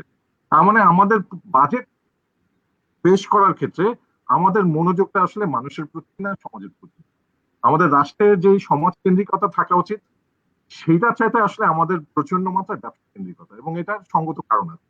আমাদের রাজনৈতিক ব্যবস্থাপনাটা পুরো মাত্রায় ব্যবসায়ীরা কুক্ষিগত করে ফেলেছে এবং আমলারা, এবং যার জন্য আমরা যখন এই ইভেন সোশ্যাল যে সেফটি প্রোগ্রামের আমরা যখন বাস্তবায়ন দেখি, আমাদের মাহতাব দেখিয়েছে তার একটা মূল অংশই ব্যয় হচ্ছে পরিচালনা ব্যয়। তার মানে আমাদের মনোযোগটা যেখানে থাকা উচিত সেখানে হচ্ছে মানুষ, এবং খুব স্বাভাবিকভাবেই যে দেশের সব উন্নয়নকে বোঝাচ্ছে, রাজনৈতিক উন্নয়ন হোক কিংবা ইকোনমিক উন্নয়ন হোক, সবকিছু মিলে গেছে জিডিপি থেকে। এবং যেই জিডিপি মনে হচ্ছে এটা একটা কল্পিত শব্দ মাত্র, গ্লোবাল বাস্তবতা, দেশীয় বাস্তবতা তার সাথে কোনো সম্পর্ক নেই।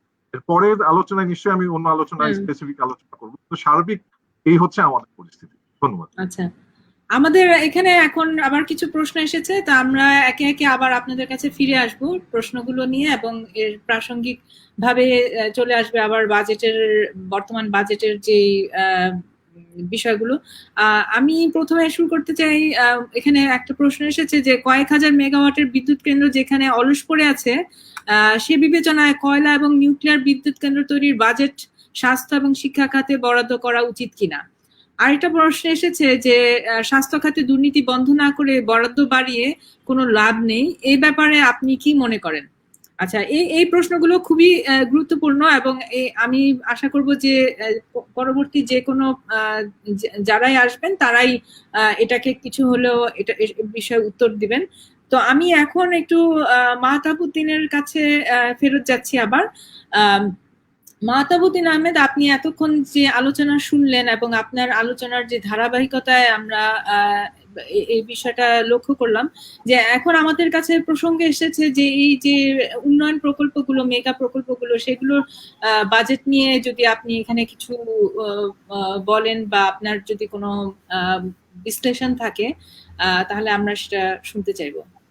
ধন্যবাদ। আমি এই কথাটাই বলতে চাইছিলাম, ওই সময় বললাম যে আমি এই কথাটা পরে বলবো আর কি। এই বিষয়টা যে একটা যেমন প্রশ্ন আছে যে সরকারের লোকই বলছে যে স্বাস্থ্য খাতে এখন এত দুর্নীতি, যদি সেখানে বরাদ্দ বাড়ায়ও তাহলেও আসলে এটা কোনো লাভ নেই। স্বাস্থ্য খাতে এই দুর্নীতি বন্ধ না করে বরাদ্দ বাড়িয়ে কোনো লাভ নেই। এখন কথা হচ্ছে কি, বরাদ্দের যে অ্যানালাইসিসটা আমাদের এখানে প্রচার মাধ্যমে হয়, আমাদের এখানে গবেষণা প্রতিষ্ঠানগুলোতে হয়, বরাদ্দের অ্যানালাইসিসটা কখন কার্যকর? বরাদ্দের অ্যানালাইসিসটা তখনই কার্যকর হয় যখন আমি জানি যে যেই বরাদ্দটা দেওয়া হচ্ছে সেই বরাদ্দটা আসলে কাজে লাগছে। এখন আমাদের মতো একটা দেশে যেখানে একটা অগণতান্ত্রিক সরকার ক্ষমতায়, যেখানে নির্বাচনও ঠিক মতো হয় না আসলে, তো সেইখানে এই যে বরাদ্দগুলো দেওয়া হয়, এখন এই বরাদ্দের অ্যানালাইসিস করে না আসলে বোঝা যায় না চিত্রটা কি, তার কারণটা কি, সমস্যাটা কোথায়? সমস্যাটা হচ্ছে আমাদের এখানে যেই বরাদ্দটা দেওয়া হয়, বরাদ্দ তো দুই রকমের হয়, একটা হচ্ছে উন্নয়ন ব্যয় আর একটা হচ্ছে অনুন্নয়ন ব্যয়। এখন উন্নয়ন ব্যয় নিয়ে অনেক কথাই আজকাল হয়, যেমন এগুলোর কোনো প্রকল্পের স্বচ্ছতা নাই, এগুলোতে ব্যাপক দুর্নীতি হয়, এগুলোতে একের পর এক প্রকল্প ব্যয় বাড়ানো হয়, এবং কি পরিমাণ প্রকল্প ব্যয় বাড়ানো হচ্ছে সেটার একটা হিসাব আমি আপনাদেরকে আগের আলোচনায় দিয়েছিলাম, যে ৯৭,০০০ কোটি টাকা। ওই টাকাটা দিয়ে আপনার মনে করেন যে সাতক্ষীরা মেডিকেল কলেজের মতো একটা মেডিকেল কলেজ, এই সাইজের একটা মেডিকেল কলেজ অন্তত সারা দেশে বানানো যেত। আমরা যদি হিসাব করে দেখি তাহলে হচ্ছে অন্তত আপনার ৩৫০, অন্তত ৩৫০ মেডিকেল কলেজ আমরা বানাতে পারতাম, শুধুমাত্র যদি এই প্রকল্প ব্যয় বৃদ্ধিটা যদি আমরা ঠেকাতে পারতাম। এখন এই যে প্রকল্প ব্যয়টা বৃদ্ধি হয়, এটা কিন্তু মূলত এখন মোটামুটি সবাই জানে যেটা মূলত হয় আসলে হচ্ছে লুটপাটের কারণে, আর কোনো কিছু না। এবং এই প্রকল্প ব্যয় বৃদ্ধি নিয়ে অনেক কথাবার্তা, অনেক প্রতিবেদন সরকারের কাগজপত্রেই আছে, সরকারের যে পরিবীক্ষণ মূল্যায়ন বিভাগ আছে তাদের কাগজপত্রেই আছে। এখন এটা গেল একটা প্রবলেম। দ্বিতীয় প্রবলেম হচ্ছে অনেক সময় কোনো প্রকল্প ব্যয় বাড়ে না, কিন্তু এমন ভাবে প্রকল্পটা নেওয়া হয় যে সেই প্রকল্পটা ধরেন প্রচলিত বাজার দরের যা খরচ হওয়ার কথা সেই খরচের থেকে অনেক বেশি খরচ দেখিয়ে প্রকল্প নেয়। এবং খোদ সরকারি নথিপত্রেই আছে যে বাংলাদেশে এমন ধরনের বিদ্যুৎ কেন্দ্র নেওয়া হয়েছে যেগুলোতে প্রতি কিলোওয়াট প্রতি উৎপাদনের খরচ সারা বিশ্বে সর্বোচ্চ। বাংলাদেশে এমন ধরনের রাস্তাঘাট বানানো হয় যে রাস্তাতে প্রতি কিলোমিটার প্রতি ব্যয় সারা বিশ্বে সর্বোচ্চ। এই জিনিসগুলো যখন হয় তখন এটা হচ্ছে দ্বিতীয় আরেকটা প্রশ্ন তৈরি করে। তৃতীয়ত, এখানে যে প্রকল্পগুলো নেওয়া হয় সেখানে ধরেন খালি চোখে আমরা কিছু জিনিস বুঝতে পারি প্রকল্পগুলোর ক্ষেত্রে, যেগুলো ধরেন খুব চিহ্নিত কুখ্যাত প্রকল্প। কুখ্যাত চিহ্নিত প্রকল্পগুলো কি, একদম মোটা দাগে বলতে গেলে বলতে হয় যে এখানে যে যতগুলো কয়লা ভিত্তিক বিদ্যুৎ কেন্দ্র বানানো হচ্ছে, যতগুলো পারমাণবিক বিদ্যুৎ কেন্দ্র বানানো হচ্ছে, এটা আমাদেরকে খুব পরিষ্কার করে আসলে বলতে হবে যে এটা আসলে বিদ্যুতের বরাদ্দ না। এটা আসলে মূলত এই বরাদ্দটা কিসের বরাদ্দ? এই বরাদ্দটা হচ্ছে বাজেটকে আমাদের আগামী ১ বছরে পুরো বাংলাদেশকে জননিরাপত্তাকে হুমকিতে ফেলার জন্য বাজেটে বরাদ্দ করবে। এখন এই যে বাজেটকে আরেকটা দিক থেকে দেখা, এই দেখাটা আমাদের আসলে দেখতে পারতে হবে। সরকার একভাবে যখন আমাকে বলে, সরকারের এই যে বলা যে উন্নয়ন, বিদ্যুৎ খাতের উন্নয়নে আমি এত হাজার কোটি টাকা দিলাম, সরকার যখন আমাদের বলে যে বিজ্ঞান খাতের উন্নয়নে আমি এত হাজার কোটি টাকা দিলাম, যেটার মধ্যে আসলে রূপপুরের বাজেট থাকে, আমাদেরকে পাল্টা প্রশ্ন করতে হবে, এই প্রশ্নটা আমাদের করতে পারতে হবে, আমাদের দেখতে হবে যে এটা আসলে আমাদের কাজে লাগছে কিনা এবং এটা আসলে এটা দিয়ে কি হবে। যখনই আমি দেখবো যে মাতার বাড়িতে এত বড় একটা সারা বিশ্বের সবচেয়ে বিশাল বড় একটা কয়লার হাব বানানো হবে, যখন আমি দেখবো যে কক্সবাজার থেকে শুরু করে পুরো জোনটাকে একটা ডিজাস্টার বানানোর পায়তারা করা হবে, রূপপুরের মতো একটা ভয়ঙ্কর প্রকল্প নেওয়া হবে, তখন আমাকে এই জিনিসটাকে, এই যে সরকারের যে খাতের সংজ্ঞায়ন, এটাকে তখন পাল্টে দিতে হবে। আমাদের বলতে হবে যে তোমরা যেটা বলছো এটা আসলে এটা না, এটা আসলে জননিরাপত্তাকে হুমকিতে ফেলার জন্য বরাদ্দ। সেই হুমকিতে ফেলার বরাদ্দটা কত আমি একটা হিসাব করে দেখেছি। 2 বছর আগে একটা হিসাব আমরা করেছিলাম, তখন সর্বজন কথাটি বের হয়েছিল, আমরা দেখিয়েছিলাম যে সরকারের এডিপিতে টোটাল 10টা প্রকল্পের এরকম যে কয়লা এবং পারমাণবিক বিদ্যুৎ কেন্দ্রের বরাদ্দ টোটাল কত, এবং সেটা হচ্ছে টোটাল বাজেটের 3.4%। সেটা ছিল পরিবেশ ধ্বংস, মানুষকে বিপদে ফেলা, মানুষের জননিরাপত্তাকে হুমকিতে ফেলার জন্য সরকারি ব্যয়। এটা একদম পরিষ্কার করে আমাদের বলতে পারতাম। সেই ব্যয়টা এখন বেড়েছে, এখন এরকম বিধ্বংসী প্রকল্প আছে অন্তত 14টা। এখন সমস্যাটা হচ্ছে এই যে প্রকল্পগুলো আমরা ধরেন আমরা জানি যে কয়লা ভিত্তিক বিদ্যুৎ কেন্দ্র সমস্যাজনক, পারমাণবিক বিদ্যুৎ কেন্দ্র সমস্যাজনক, সে কারণে আমরা বুঝতে পারি। কিন্তু একটা এডিপিতে বাকি যে এতগুলো প্রকল্প আছে আমরা কিন্তু বুঝতে পারি না। ধরেন একটা প্রকল্পের আমি নাম বলি, স্বাস্থ্য পুষ্টি জনসংখ্যা উন্নয়ন প্রকল্প, মনে করেন এরকম একটা নাম, সেইটার পাশে একটা মনে করেন 43,000 কোটি টাকার একটা বাজেট দেওয়া আছে। এখন আমরা সাধারণ মানুষ কিভাবে বুঝবে একটা প্রকল্পের নাম আর প্রকল্পের বরাদ্দ দেখে সরকার দাবি করবে যে এটা তার উন্নয়ন প্রকল্প? আমরা তো এটা বিশ্বাস করতে পারি না। আমাদেরকে এই প্রশ্নটা করতে পারতে হবে যে প্রথম, যে তুমি আমাকে যেটা উন্নয়ন বলে চালাচ্ছ সেটা কি আসলে উন্নয়ন? আমি কিভাবে বিশ্বাস করবো? সরকার আস্থা রাখুন বললে তো হবে না। এই আস্থা রাখুন আমরা প্রধানমন্ত্রীর কাছ থেকে অনেকবার শুনে এসেছি। সেই সুন্দরবন আন্দোলনের সময় আমরা শুনেছি যে কথায় কথায় প্রধানমন্ত্রী বলতেন আস্থা রাখুন, আমার উপর আস্থা রাখুন। সারা দুনিয়া একদিকে, উনি আরেকদিকে। তো যাই হোক, এখন কথা হচ্ছে যে এই প্রশ্নটা আমাদের করতে পারতে হবে যে তারা যেটাকে উন্নয়ন প্রকল্প বলছে সেটা আদৌ উন্নয়ন প্রকল্প কিনা। যেহেতু আমরা জানি না, আমাদেরকে প্রথমে বলতে হবে সেটা আগে পাবলিকলি প্রকাশ করো, সেই উন্নয়ন প্রকল্পের টু দা পয়েন্ট ডিটেলস আমরা জানতে চাই। যতক্ষণ পর্যন্ত সেটা আমরা না জানছি ততক্ষণ পর্যন্ত আমরা আসলে বলতে পারছি না যে এটা উন্নয়ন প্রকল্প। আচ্ছা, ধন্যবাদ। এই কারণেই যখনই আমাদেরকে এখন বলা হবে যে তাহলে স্বাস্থ্য খাতে বরাদ্দ বাড়ানো হোক, শিক্ষা খাতে বরাদ্দ বাড়ানো হোক, অবশ্যই বাড়ানো উচিত। কিন্তু যদি বরাদ্দ বাড়ালো এবং বরাদ্দ বাড়ানোর পরে সেই এডিপিতে কিভাবে বরাদ্দটা ব্যয় হচ্ছে সেটার কোনো বিস্তারিত আমাদেরকে না দিল, তাতে আমাদের আশাবাদী হওয়ার কোনোই কারণ নেই যেটা আমাদের কোনো কাজে লাগবে। বরং আমাদের আশঙ্কিত হওয়ার কারণ আছে, কারণ সরকার যেটাকে উন্নয়ন বলে ম্যাক্সিমাম মানুষের কাছে সেটা আসলে শেষ পর্যন্ত সর্বনাশের কারণ হয়ে দাঁড়ায়। এটাই গত 12 বছরের ট্রেন্ডে দেখা যাচ্ছে।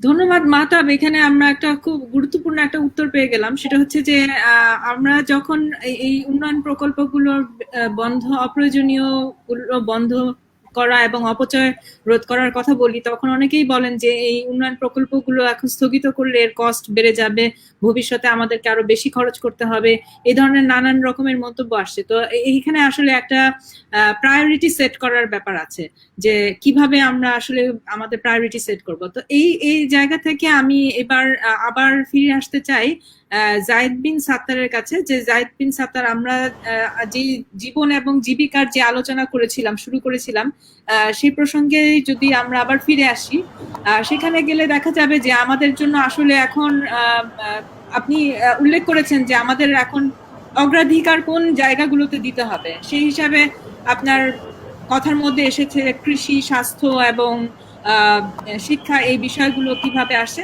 তো আপনি যদি আবার আমাদের সাথে এসে এইগুলো বলেন যে এই যে টাকা বরাদ্দ করা হচ্ছে বা এই যে থোক বরাদ্দ করা হচ্ছে, এটার পরবর্তীতে আমরা কি সমস্যায় পড়তে যাচ্ছি যদি আমরা এটাকে ঠিক মতো ইমপ্লিমেন্ট করতে না পারি, এবং এই উন্নয়ন প্রকল্পগুলো আসলে সেই জায়গায় আসলে কোন জায়গায় আছে, এবং সেখানে স্বাস্থ্যের সাথে যদি তুলনা করি সেটা কিভাবে আপনি দেখছেন?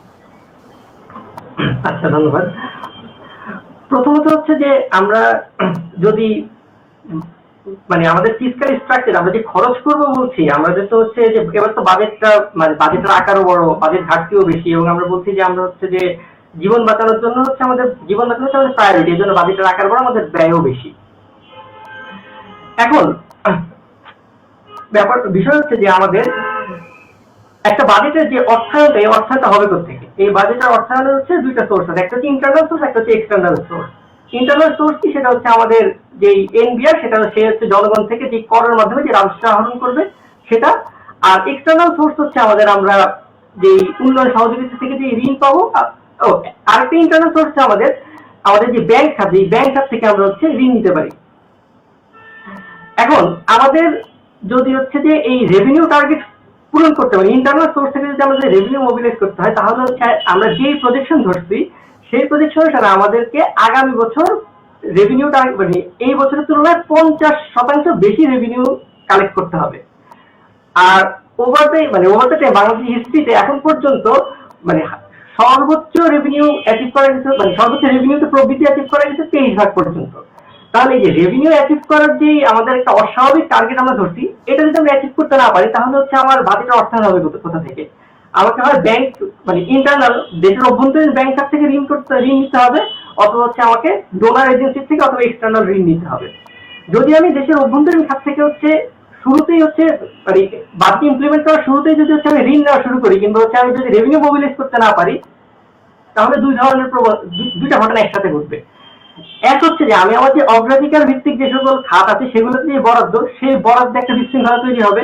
তাই তখন দেখা যাবে যে স্বাস্থ্য, শিক্ষা এই সকল খাতে সবসময় হচ্ছে যে কম যেহেতু গুরুত্ব পায়, তাহলে এগুলোর বরাদ্দ হয়তোবা প্রথমেই আসবে না। তাহলে এই খাতের তো এমনি ভঙ্গুর অবস্থা, তাতে হচ্ছে যদি নতুন করে হচ্ছে আমাদের রাজস্ব অবস্থানে বিশৃঙ্খলা দেখা দেয়, তাহলে হচ্ছে এগুলোর অবস্থা কি হবে সেটা তো বলা মুশকিল। আর আমার যদি হচ্ছে বাইরের থেকে আমাদের যদি এক্সটার্নাল বরোইং বা আমাদের এক্সটার্নাল এইড যদি বেশি নিতে হয়, তাহলে সেগুলো তো হচ্ছে আনকন্ডিশনাল না, সেগুলো তো কোনো রকম শর্ত সাপেক্ষে নিতে হবে। এখন যখন কোভিড পরিস্থিতি যেটা অর্থনীতির অবস্থা নাজুক, যখন হচ্ছে যে আমাদের ভবিষ্যতে কি হবে সেটা হচ্ছে আমরা এখন ঠিকভাবে জানি না, তখন হচ্ছে আমরা শর্ত সাপেক্ষে যদি ঋণ নেই, সেই ঋণ তো আমাকে পরিশোধ করতে হবে। তো সেই ঋণ পরিশোধের জন্য এই বাজেট আনলো, পরের বাজেটে তো আমাদের উপর চাপ থাকবে। আমরা অলরেডি যে বাজেটের একটা বড় অংশ থাকে আমাদের হচ্ছে ঋণের সুদ, ঋণের যে সুদ থাকে সেটা পরিশোধ করার জন্য। তাহলে হচ্ছে এই ক্ষেত্রে তো আমাদের অর্থনীতি বড় উল্টো চাপের মধ্যে পড়ে যাবে যদি হচ্ছে আমাদের এই রাজস্বের আমরা যে টার্গেট ধরেছি সেটা যদি আমরা অ্যাচিভ করতে না পারি। আর এরপরে যদি আমরা বলি যে আমাদের যে সেক্টরাল যে বরাদ্দ, কিংবা হচ্ছে আমাদের সেক্টরে যে কোভিড মোকাবেলা যে স্ট্র্যাটেজি, সেই স্ট্র্যাটেজিগুলো আসলে কি অবস্থা, কিংবা সেই স্ট্র্যাটেজি জীবন কিংবা জীবিকা রক্ষিত হবে কিনা, আমি জাস্ট দুইটা সেক্টরের কথা বলবো। আমি হচ্ছে এডুকেশন এবং হচ্ছে আমাদের সোশ্যাল সেফটি নেটের হচ্ছে কথাটা বলবো। আমরা শুনছি যে এই কোভিড পরিস্থিতির কারণে আমাদের দারিদ্র্যের পরিমাণ হচ্ছে দ্বিগুণ হবে। দারিদ্র্যের পরিমাণ দ্বিগুণ হবে মানে কি, আমাদের হচ্ছে এর থেকে বড় একটা অংশ হচ্ছে ক্রয় ক্ষমতা কমবে, আয় কমে যাবে। এখন যারা হচ্ছে নতুন করে দারিদ্র্যের মধ্যে পড়বে, কিংবা যাদের হচ্ছে আয় কমে যাবে, তারা হচ্ছে প্রথমেই তাদের কোন ধরনের হচ্ছে চাহিদা সংকুচিত করবে? তারা হচ্ছে তাদের যেগুলো হচ্ছে আপাত দৃষ্টিতে হচ্ছে তাদের না কনজিউম করলে, তাহলে এই ধরনের হচ্ছে তারা ডিমান্ডগুলো হচ্ছে কমিয়ে ফেলবে। সেটা যদি কমায় তাহলে হচ্ছে দেখা যাবে যে এই প্রত্যেকটা পরিবারে যারা দারিদ্র্যের সময় নিচে চলে যাবে, কিংবা যাদের আয় কমে যাবে, সবখানে হচ্ছে শিক্ষার্থীরা আছে সবগুলো পরিবারেই। তাহলে আমাদের কোভিড পরিস্থিতি যদি স্বাভাবিক হয়ে যায়, আমাদের যদি হচ্ছে স্কুল, কলেজ, বিশ্ববিদ্যালয় সব খুলে যায়, তাহলে এই শিক্ষার্থীদের শিক্ষা জীবন কি মানে আনইন্টারাপ্টেড থাকবে কিনা, এই শিক্ষা জীবন কি হচ্ছে নিরবচ্ছিন্ন থাকবে কিনা, এখানে ড্রপ আউট রেট বেড়ে যাবে কিনা, আমরা কিন্তু সেটা জানি না। ড্রপ আউট রেট যদি বেড়ে যায়, যদি এই ডিসকন্টিনিউশন হয়, তাহলে আমার দক্ষ জনশক্তি তৈরি হবে কোথা থেকে? যে আমি যেটা বলছি যে ভবিষ্যতে হচ্ছে যে আমার জীবিকার যে প্রশ্ন করছি, জীবিকার প্রশ্ন করতে গেলে তো সেখানে আমার জনশক্তির দক্ষতা লাগবে, কিংবা তাদের নির্ধারিত সময় তাদের যে দক্ষতা অর্জন করার কথা, সেই নির্ধারিত দক্ষতা অর্জিত হতে হবে। তো সেটি যদি বিলম্বিত হয়, তাহলে তো এই জীবিকার প্রশ্নটা সেটা হচ্ছে বিলম্বিত হয়ে যাবে, কিংবা যেই ভাবে হচ্ছে আমি জীবিকাকে অ্যাড্রেস করতে চাচ্ছি সেভাবে আসলে আমি সেটাকে অ্যাড্রেস করতে পারবো না, কিন্তু সেভাবে আমি বাস্তবায়ন করতে পারবো না। তারপর হচ্ছে আমি চিন্তা করলাম যে আচ্ছা, জীবিকা যাই হোক, আমি হচ্ছে লোকজনকে হচ্ছে যাতে খেয়ে পরে বাঁচতে পারি, তাদেরকে সোশ্যাল সেফটি নেটের আওতায় আনবো। এবার যদি আমরা দেখি যে এবার সোশ্যাল সেফটি নেটের আওতায় বরাদ্দ বেড়েছে, বরাদ্দ কতটুকু বেড়েছে? বরাদ্দ হচ্ছে সবসময় 10% করে বাড়ে, এবার হচ্ছে 15 থেকে 16 ভাগের মতো বেড়েছে। এখন এই 15 থেকে 16 ভাগ যখন বেড়েছে, তখন এখানে ইন্টারেস্টিংলি আমাদের কৃষি খাতে যেই 2000 কোটি টাকার আমাদের কৃষি খাতে যে ভর্তুকিটা দেওয়া হয়েছে, সেটাকে হচ্ছে এই সোশ্যাল সেফটি নেটের আওতায় দেখানো হয়েছে। আমাদের গত 2 মাসে ব্যাংক ঋণের সুদের সরকার ভর্তুকি দিয়েছে, সেটাকে সোশ্যাল সেফটি নেটের আওতায় দেখানো হয়েছে।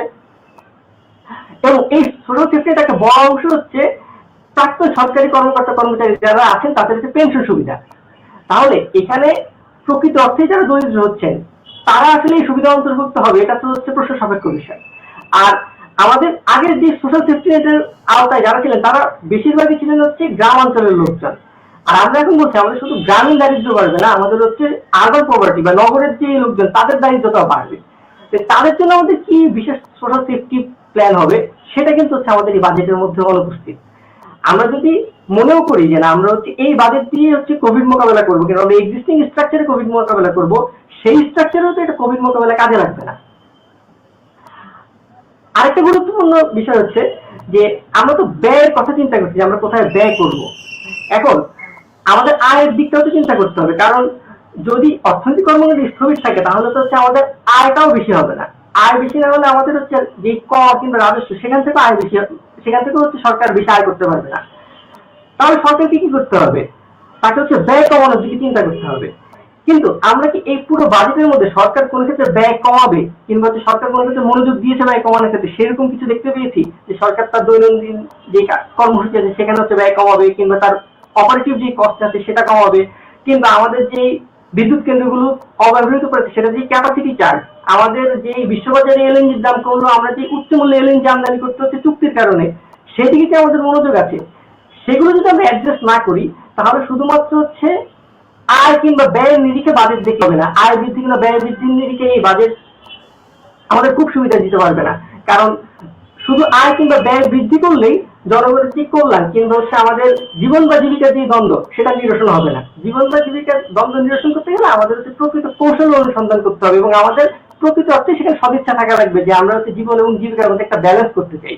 আমরা শুধুমাত্র বললে হবে না, কারণ আমাদের হচ্ছে যে অর্থনৈতিক গলি সেগুলোতে এগুলো রিফ্লেকশন থাকতে হবে। ধন্যবাদ, ধন্যবাদ জাহিদ সাত্তার। আপনার কথার সূত্র ধরে আমরা আরেকটা প্রশ্ন এসেছে সেখানে যেতে চাই। সেখানে আমরা দেখছি যে একটা প্রশ্ন এসেছে, করোনাকালে বিশ্ব ব্যাংক ও আইএমএফ সহ মানে ঋণদানকারী প্রতিষ্ঠানের ঋণ সম্পর্কে আপনাদের মতামত কি? তো এই প্রসঙ্গটা আসতে গেলেই দেখা যায় যে এই যে আমাদের ঋণ নির্ভরতা এবং বিগত কয়েক দশকে যেভাবে করে আমাদের যে স্বাস্থ্য খাত, শিক্ষা খাত এগুলো গড়ে উঠেছে, সেখানে আমরা একটা যে উদার অর্থনৈতিক নীতির এক ধরনের ইমপ্লিমেন্টেশন দেখে আসছি। তো আমি পরবর্তী মোহাম্মদ তানজিমউদ্দিন খানের কাছে ফিরে যাচ্ছি। তার কাছে আমার প্রশ্ন যে এই যে আমাদের বাজারমুখী একটা অর্থনৈতিক নীতি, সেটা কিভাবে আমাদের আগের এই স্বাস্থ্য নীতিকে প্রভাবিত করে আসছে এবং বর্তমানে আমরা যে সংকট মোকাবেলা করছি সেখানে আসলে আমাদের কি পরিবর্তনটা প্রয়োজন যার কারণে আমরা এই স্বাস্থ্য সংকটটাকে কাটিয়ে উঠতে পারি, যেভাবে আমরা কাটিয়ে উঠতে পারি, সেদিকে আপনার একটা দিক নির্দেশনা যদি আপনি দিয়ে শেষ করেন তাহলে আমরা আলোচনাটা ইতি টানতে পারি। ধন্যবাদ। আপনার মিউট করা। মাহতাবের একটা আলোচনার সাথে একটা জাস্ট তথ্য যোগ করে তারপর আমি আলোচনায় আসছি। মাহতাব বলছিল মেগা প্রজেক্ট নিয়ে, খুবই একটা ইন্টারেস্টিং ফিচার আছে আমাদের এই প্রজেক্টগুলোর এবং এটা খুব প্রশ্নের ব্যাপার। এই যে যখন একটা প্রজেক্টের বাজেট প্রণয়ন হয়, এই প্রজেক্টটা যদি 5 বছরের হয়, আমার কথা হচ্ছে বাজেট কারা প্রণয়ন করে, তারা প্রজেক্ট করতে পারে না যে আগামী 5 বছরে কি পরিমাণ ব্যয় বাড়তে পারে, এবং ইন্টারেস্টিংলি 6 মাস পর পর দেখা যাচ্ছে ব্যয় বাড়ছে এবং এটা খুবই ইচ্ছাকৃত। এবং যে দুর্নীতি লুটপাটের অর্থনৈতিক আমরা বুনিয়াদ তৈরি করেছি তারই ফসল হচ্ছে এটা। এবং আমরা যদি একটা খেয়াল করে দেখি এবং সিপিডি একটা হিসাব করেছে, প্রায় 1387টা ছোট বড় প্রজেক্ট আছে যাদের কর্মকাল হচ্ছে গড় 4 বছর। তার মধ্যে 211টা প্রজেক্ট, এই 1387টার মধ্যে যার 15% হয় তাদের কর্মকাল হচ্ছে গড়ে 6 বছর। খুব ইন্টারেস্টিং। তার মানে এই যে 4 বছর 6 বছর এই যে হচ্ছে এতগুলা প্রজেক্টের, এবং এর মধ্যে দিয়েই তো ব্যয় বাড়ছে, এবং কেন, এটার যৌক্তিকতাটা কি সেটা কিন্তু আমরা কখনো জানতে পারি না। এবং যারা পরিকল্পনা প্রণয়ন করছেন, বাজেট প্রণয়ন করছেন, তাদের তো নিশ্চয়ই সেই ক্ষমতা আছে আগামী 5 বছর কি ইনফ্লেশন হবে, অর্থনৈতিক অবস্থা কি হবে, সেটাকে মাথায় নিয়ে তো 5 বছর কিংবা 6 বছরের প্রজেক্ট গুলোর জন্য বাজেট প্রণয়ন করতে হয়। কিন্তু কেন আমাদের 6 মাস পর পর শুনতে হয় যে এটার বাজেট বেড়ে যাচ্ছে? এখন মূল প্রসঙ্গে আসি, স্বাস্থ্য খাত। খুবই ইন্টারেস্টিং যে কথাটা জায়েদ বললো যে আমাদের বাজেট অ্যালোকেশন বেড়েছে, এবং হ্যাঁ এটা বেড়েছে শতকরা 14 ভাগ, 25,733 কোটি থেকে 29,237 কোটি, আমি যদি ভুল না করি। এখন আবার যদি উন্নয়ন ডেভেলপমেন্ট প্রোগ্রামের প্রেক্ষিতে দেখি, সেটা কিন্তু আবার আমাদের কমেছে। এবং 2019 সালে যেটা ছিল টোটাল অ্যালোকেশনের শতকরা 48 ভাগ, 2020-21 এসে হলো 43 ভাগ অ্যানুয়াল ডেভেলপমেন্ট প্রোগ্রাম। ঠিক একইভাবে আমরা যদি ডেভেলপমেন্ট বাজেট দেখি স্বাস্থ্য খাতে, সেটা বেড়েছে কিন্তু মাত্র 1.9%, অথচ নন ডেভেলপমেন্ট বাজেট বেড়েছে 24.3%। সেটা সঙ্গত কারণ আছে, কারণ যেহেতু 2000 ডাক্তার রিক্রুট করতে হচ্ছে, 6000 নার্স রিক্রুট করতে হচ্ছে, স্বাস্থ্যকর্মী, টেকনিশিয়ান, যার জন্য খুব স্বাভাবিকভাবেই তাদের বেতনটা নিশ্চিত করতে গেলে তার নন ডেভেলপমেন্ট যে ব্যয় এটা বাড়বে। কিন্তু ইন্টারেস্টিংলি ডেভেলপমেন্ট বাজেট তো মাত্র 1.9% বেড়েছে। এবং আরো মজার ব্যাপার হচ্ছে, এই ডেভেলপমেন্ট বাজেট গুলো হয়, দেখা যায় এই অ্যানুয়াল ডেভেলপমেন্ট প্রোগ্রামের আওতায় বাজেট গুলা যখন হচ্ছে, দেখা যাচ্ছে যে তার অর্ধেক চলে যাচ্ছে বেতন বাবদ, তার অর্ধেক হচ্ছে ডেভেলপমেন্ট বাবদ। এবং ডেভেলপমেন্টের ক্ষেত্রে যেটা প্রায়োরিটি পাচ্ছে সেটা হচ্ছে কনস্ট্রাকশন, এবং কনস্ট্রাকশনেই সবার আগ্রহী অনেক বেশি। এখন আমাদের কিন্তু কমিটমেন্ট আছে, আমরা রাষ্ট্র হিসেবে কিন্তু কমিটেড। আমরা কমিট করেছি 2032 সাল নাগাদ ইউনিভার্সাল হেলথ কাভারেজ। এই যে সাস্টেনেবল ডেভেলপমেন্ট গোলস এর আওতায় আমাদের যে হেলথ রিলেটেড যে গোল আছে, সেখানে আমরা কিন্তু কমিটেড 2032 সাল নাগাদ হচ্ছে আমাদের ইউনিভার্সাল হেলথ কাভারেজ আমরা সবার জন্য নিশ্চিত করব। কিন্তু আমাদের দেশে যদি আমরা দেখি, যে কথাটা জায়েদ বললো, সেটাকেই আমি অন্যভাবে যদি বিশ্লেষণ করি, যে একজন সাধারণ মানুষ যদি 4.5 টাকা ব্যয় করে তার স্বাস্থ্য খাতে, স্বাস্থ্য চিকিৎসা ব্যয়ে, রাষ্ট্র দেয় মাত্র 1 টাকা, এবং যেটা দক্ষিণ এশিয়ায় সবচেয়ে কম। এবং একটা হিসাব আমি দেখছিলাম, সেই হিসাবের মধ্য দিয়ে এটা খুব স্পষ্ট যে আমাদের যে মাথা পিছু যে ব্যয় স্বাস্থ্য খাতে, সেটা মাত্র $88, যেটা মালদ্বীপের জন্য $2000, শ্রীলঙ্কার জন্য ইভেন $399, এবং ভারতের ক্ষেত্রে এটা হচ্ছে, আমি যদি ভুল না করি, $267। তার মানে সেই দিক থেকেও কিন্তু আমরা অনেক পিছনে। অথচ আমরা যে উন্নয়ন নিয়ে বড়াই করি, আসলে কিসের উন্নয়ন, কার উন্নয়ন?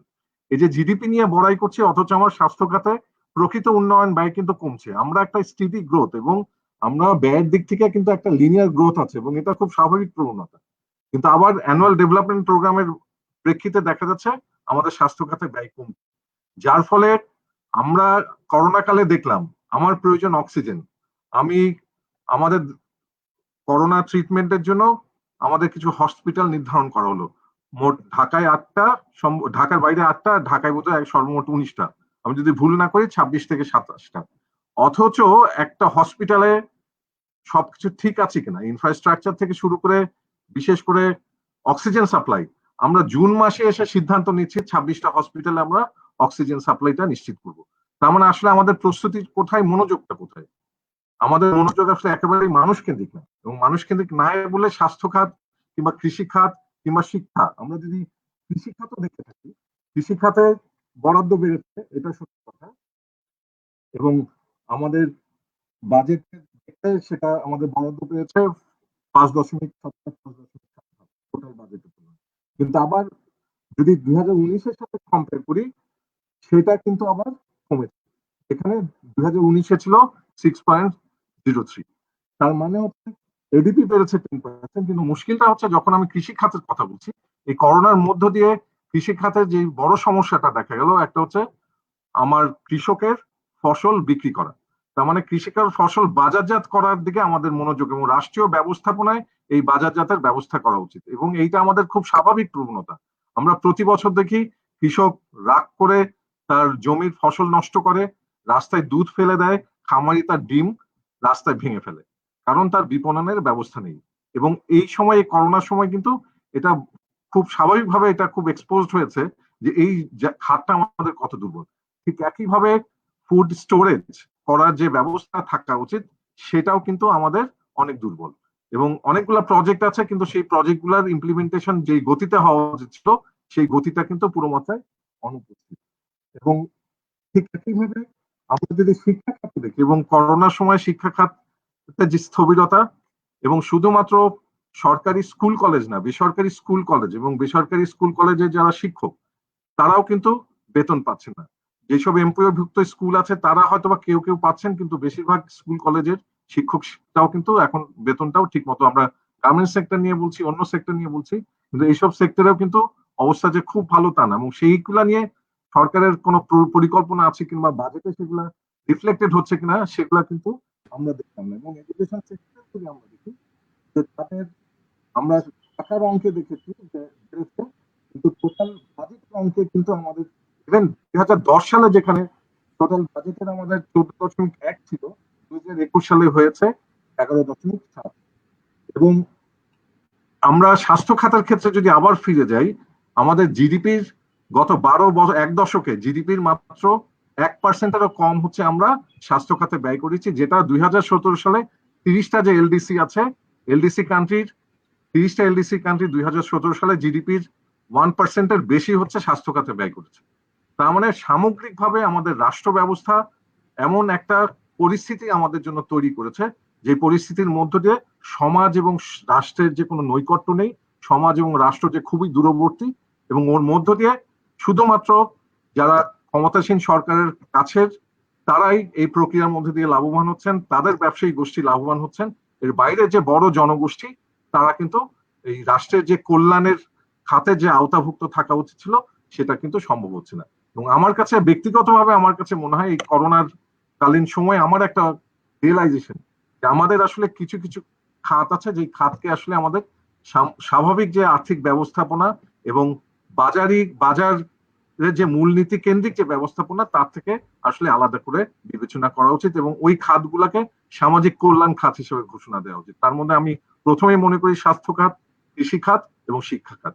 এবং এই তিনটা খাতকে আমার কাছে মনে হয় বাজারের যে হিসাব নিকাশ তার বাইরে সমাজে এবং সামষ্টিক কল্যাণ খাত হিসেবে চিহ্নিত করে বাজারের আওতামুক্ত রাখা উচিত। এবং আমরা এই করোনা কালেও দেখলাম কোন রাষ্ট্রগুলো অনেক বেশি সফল হয়েছে।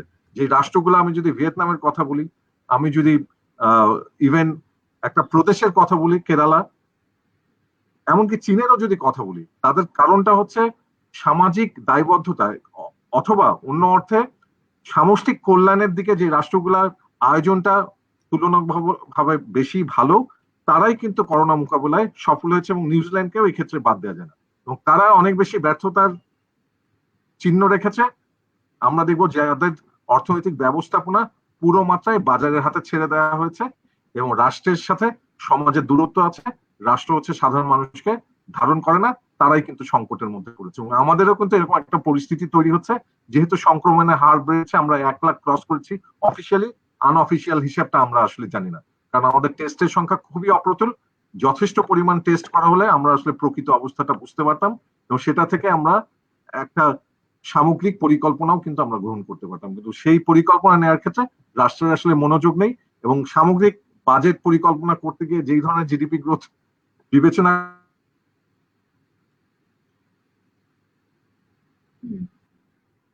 মিউট হয়ে গেছে, মিউট হয়ে গেল। সামগ্রিক যে রাষ্ট্রের যে সামগ্রিক যে ব্যবস্থাপনা, সেই ব্যবস্থাপনার মধ্যে আসলে সাধারণ মানুষের গুরুত্ব মোটেই নেই। আর যেহেতু ভোটের রাজনীতি এখন আর শক্তিশালী না, এবং যে উপায়ে ভোট অনুষ্ঠিত হচ্ছে তার মধ্য দিয়ে মানুষকে কাছে টানার প্রয়োজন আর সরকার মনে করছে না, যার ফলে কিছু শ্রেণী ব্যবসায়ী, আমলা এবং প্রতিরক্ষা খাতের সাথে যারা জড়িত আমলা এবং যারা আছেন, তারাই আসলে পুরো রাষ্ট্রের সামগ্রিক কল্যাণের যে ব্যবস্থাপনা সেটাকে কুক্ষিগত করে। ধন্যবাদ। ধন্যবাদ মোহাম্মদ তানজিমউদ্দিন খান। আমরা একটা সমৃদ্ধ আলোচনা প্রায় শেষের দিকে চলে এসেছি। আমরা একটা জিনিসের এখানে লক্ষ্য করলাম আজকের আলোচনা থেকে, যে প্রবৃদ্ধি নির্ভর বা প্রবৃদ্ধিকে সামনে এনে যে উন্নয়ন চিন্তা, সেটা আসলে আমাদের জনস্বার্থ বিরোধী এক অর্থে। এবং সেখানে আমরা আরেক স্বাস্থ্য, শিক্ষা, কৃষি খাত নিয়ে যে আলোচনাগুলো এসেছি, এবং যে ঋণ নির্ভরতা আমাদেরকে বাজারমুখী করে তুলেছে, সেই প্রসঙ্গগুলো খুব চমৎকার ভাবে এসেছে। তো আমি এখন আমাদের এই মুহূর্তে শেষ করে দিতে হবে, কারণ আমরা একটু 20 মিনিট বেশি আলোচনা করেছি। আলোচনাটা ভালো চলছিল, কিন্তু এর মধ্যে আমি আবার একটু সবার কাছে জানতে চাই যে কারো যদি এমন কিছু বলার থাকে যেটা বলা হয়নি, যেটা বলতে পারলে ভালো লাগতো আজকের আলোচনায়, তা আমি সেই সুযোগটা দিতে চাই। মাহতাবউদ্দিন আহমেদ বা জায়েদ বিন সাত্তার, আপনারা কেউ কি হাত তুলবেন বা কিছু বলতে চান শেষ করার জন্য? হ্যাঁ, আমি একটা লাস্ট কমেন্ট করতে চাই, যেটা হচ্ছে যে আমি আবারও পরিষ্কার করে যেটা বলতে চাই যে এই সরকারের কাছে আমরা দাবি প্রত্যাশা করি, আমাদেরকে অন্তত এই বাজেটের ক্ষেত্রে অন্তত আমাদের এই প্রত্যাশা থেকে বের হয়ে আসা উচিত। কিন্তু তার মানে কি আমরা দাবি করা বন্ধ করবো? তা না। সরকারকে বাধ্য করার দিকে আমাদেরকে আসলে যাওয়া দরকার। সেই ক্ষেত্রে কিভাবে দাবি দেওয়া তোলা যায়, কিভাবে সরকার বাধ্য হয় জনগণের প্রয়োজনীয় জায়গাগুলো থেকে কাজ করার জন্য, কিন্তু করার তাদের কোনো আসলে ইচ্ছা আছে বলে মনে হয় না তাদের 12 বছরের বাজেটটা। সেই জায়গাটায় আমাদের যেতে হবে। কিন্তু সুপারিশ করা, সরকারকে আমরা যে বিভিন্ন সময় আমরা সুপারিশ দিই বাজেটের পরে যে এটা হলে ভালো হতো, ওটা হলে ভালো হতো, আমার মনে হয় না যে এইসব সুপারিশে সরকার কোনো দাম নেই। 2 নাম্বার হচ্ছে আমাদের বাজেট নিয়ে যে দাবিটা সবার আগে করা দরকার, এটা গবেষণা প্রতিষ্ঠান থেকে শুরু করে আমাদের রাজনৈতিক দল, আমাদের সাধারণ মানুষ থেকে শুরু করে সবারই এই আলাপটা তোলা দরকার। বাজেট দেওয়ার ক্ষেত্রে পরপরই আমাদের প্রথম বলা দরকার সরকারকে যে তোমার বাজেট দেওয়াটা হয় নাই, আল্লাহর ওয়াস্তে বাজেটটা ঠিক মতো দাও, যাতে আমরা দেখে বুঝতে পারি যে কোন খাতটাতে কিভাবে কি হচ্ছে।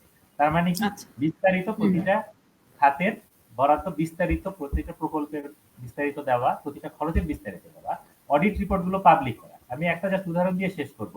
এই যে বাজেট দেওয়া হলো, এই বছরের এডিপিটা করোনার কারণে আমরা জোগাড় করতে পারি। সাধারণত এডিপিটা ওয়েবসাইটে দিয়ে দেওয়ার কথা, কোনোবারই এই এডিপি ওয়েবসাইটে দেওয়া হয় না। এবার আপনারা প্ল্যানিং কমিশনের ওয়েবসাইটে গিয়ে দেখেন, আমি আজকে আলোচনায় ঢোকার আগে একবার চেষ্টা করেছি এডিপিটা দিয়েছে কিনা, দেয়নি। এবং এই যে জিনিসটা তারা করছে, ডিজিটাল সরকার, তারা বলছেন এখানে একটা জিনিস জাস্ট আপলোড করবে, এতটুকু তো তাদের অনীহা। এই যখন একটা সরকারের অবস্থা এত যখন লুকোছাপা, সেই সরকারের কাছে আমাদের আসলে সবার আগে এই স্বচ্ছতাটার দাবিটা তোলা দরকার, এবং পাশাপাশি অন্য যে দাবিগুলো আছে সেগুলো তো আছে।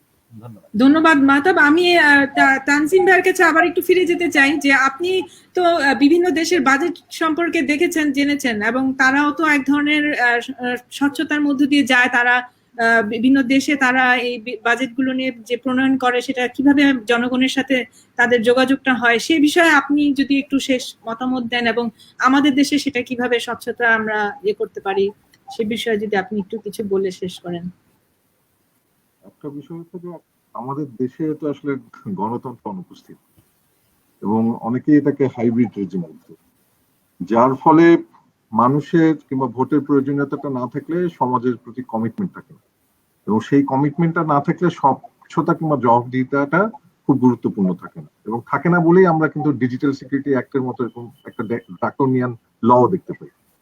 যার ফলে সরকারকে জবাবদিহি করতে গেলে আসলে আমাদের যে সামগ্রিক রাজনৈতিক পরিবেশটা আছে সেটা পরিবর্তনটা খুব, এবং সেটা করতে না পারলে আসলে আমাদের আজকে যে অবস্থার মধ্যে পড়েছি, এবং খুবই ইন্টারেস্টিং, সেই অবস্থার রিফ্লেকশন বাজেট বক্তৃতায় নেই। এবং করোনার মধ্য দিয়ে কি পরিমাণ মানুষ দারিদ্র্যে পড়বেন কোথাও কিন্তু আপনি যদি বাজেটটা খেয়াল করে দেখেন, এই যে আমাদের ইনকাম ইনইকুয়ালিটি, আমাদের যে কনজাম্পশন ইনইকুয়ালিটি যেটা বাড়বে অবধারিত হবে, কিংবা আনএমপ্লয়মেন্ট কি পরিমাণ বাড়বে, সেই প্রজেকশন গুলা কিন্তু নাই। এবং সেই প্রজেকশন গুলা কেন নাই? কারণ এগুলোর প্রয়োজন নাই, কারণ এগুলা সাধারণ মানুষের যে বাস্তবতাটাকে রিফ্লেক্ট করে। যারা এখন রাষ্ট্র ক্ষমতায় আছেন সাধারণ মানুষ থেকে আসলে অনেক দূরে সরে গেছে, যার জন্য খুব জরুরি হচ্ছে সামগ্রিক যে রাজনৈতিক যে আমাদের পরিবেশ কিংবা পরিস্থিতি আছে সেই জায়গায় পরিবর্তন আনা। এবং আজকে আমরা যেই সংকটের মধ্যে পড়েছি সেই সংকটটা ঘনীভূত হয়েছে জবাবদিহিমূলক স্বচ্ছ সরকার ব্যবস্থাটা আসলে অদৃশ্য হওয়ার মধ্য দিয়ে। যতটুকুই বা আমাদের তেমন কিছুই ছিল না সত্যিকার ভাবে, যেই অর্থে ডেমোক্রেসি থাকা উচিত, কোন পার্টির মধ্যেই ডেমোক্রেসির চর্চা নেই। কোন ছাত্র সংগঠন, পার্টিকুলার মূলধারা যে ছাত্র সংগঠন আছে তাদের নিজেদের মধ্যেই তো স্বচ্ছতা নাই। সেখানে আপনার নেতৃত্ব নির্ধারিত হয় কে কোন জেলার, কে কোন বড় নেতার কাছাকাছি, জাতীয় নেতার, তারপর ভিত্তি করে। ঠিক একইভাবে জাতীয় নেতৃবৃন্দেরও একই অবস্থা। বড় বড় দলগুলো আছে স্বচ্ছ, তাদের দলের মধ্যেই তো স্বচ্ছ নির্বাচন হয় না। তো আমরা জাতীয় পর্যায়ে সেই জবাবদিহিমূলক সরকার ব্যবস্থা তৈরি করার জন্য যে জবাবদিহিমূলক নির্বাচনী ব্যবস্থা থাকা উচিত সেটাই তো নাই, যার মধ্য দিয়ে ওই কমিটমেন্টের অনুপস্থিতির কারণে কিন্তু আমরা বাজেটেও দেখছি সমাজের সাথে রাষ্ট্রের যে দূরত্বটা একেবারে হিমালয় সম হয়ে গেছে, এবং এটাই আসলে আমাদের সংকটটাকে আরো ঘনীভূত করে দিয়েছে। তো ওই জায়গায় যদি আমরা পরিবর্তন না আনি তাহলে আসলে সামগ্রিকভাবে এই অবস্থা থেকে আমাদের অচিরে মুক্তি মিলবে না। ধন্যবাদ। ধন্যবাদ। আচ্ছা, আমি জায়েদ বিন সাত্তার আর কিছু বলার আছে যদি থাকে তাহলে আমরা কিছুটা শুনতে পারি। আচ্ছা, আমার একটা কথাই বলার আছে, সেটা হচ্ছে যে এখন পর্যন্ত সরকারের যে সকল অফিসিয়াল নীতি কিংবা অফিসিয়াল ডকুমেন্ট সেগুলোতে আসলে কোভিডকে এখন পর্যন্ত মনে হচ্ছে খুবই ক্ষণস্থায়ী কিংবা স্বল্পস্থায়ী একটা দুর্যোগ। তো কোভিড আসলে খুবই স্বল্পস্থায়ী একটা দুর্যোগ না। যদি ভ্যাকসিন আবিষ্কার না হওয়া পর্যন্ত তো কোভিড থেকে আমাদের মুক্তি নেই। ভ্যাকসিন আবিষ্কার হলেও বাংলাদেশি ভ্যাকসিন অ্যাক্সেস করতে পারবে কিনা সেটা হচ্ছে প্রশ্ন ভাবতে পারবে না, কতদিনে কিভাবে পারবে। তাহলে সরকারের নীতিতে এবং সরকারের কর্মকাণ্ডে কোভিড কে একটা দুর্যোগ কিংবা হচ্ছে একটা ক্রাইসিস হিসেবে অ্যাড্রেস করে তারপর হচ্ছে নীতিগুলো বাস্তবায়নের দিকে আগানো দরকার, কিংবা নীতিগুলোর মধ্যে এই রিফ্লেকশন তো থাকতে হবে যে কোভিড একটা ক্রাইসিস। সরকারের নীতিগুলো থেকে এখনো মনে হচ্ছে না কোভিড একটা দীর্ঘমেয়াদী ক্রাইসিস। সুতরাং কোভিড কে ক্রাইসিস হিসেবে অ্যাড্রেস করতে হবে আমাদের পলিসিগুলোতে। আচ্ছা, ধন্যবাদ। ধন্যবাদ সবাইকে। আমরা আজকে আলোচনা শেষ করতে চাচ্ছি এখন। এর পরের সপ্তাহে আবার আরেকটা আলোচনা হবে, সেটার বিষয় এবং আলোচকদের সম্পর্কে আমরা জানিয়ে দেব।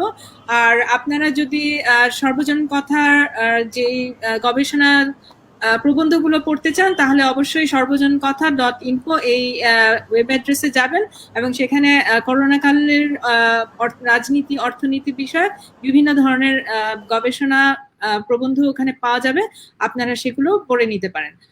আজকে আমরা এখানে শেষ করছি। আমাদের সাথে যারা উপস্থিত আছেন আলোচকবৃন্দ সবাইকে ধন্যবাদ, এবং আমি সব যারা পাঠক, শুভানুধ্যায়ী এবং আজকে যারা প্রোগ্রাম দেখছেন তাদের সবাইকে ধন্যবাদ জানাচ্ছি। আমরা এখানেই শেষ করছি।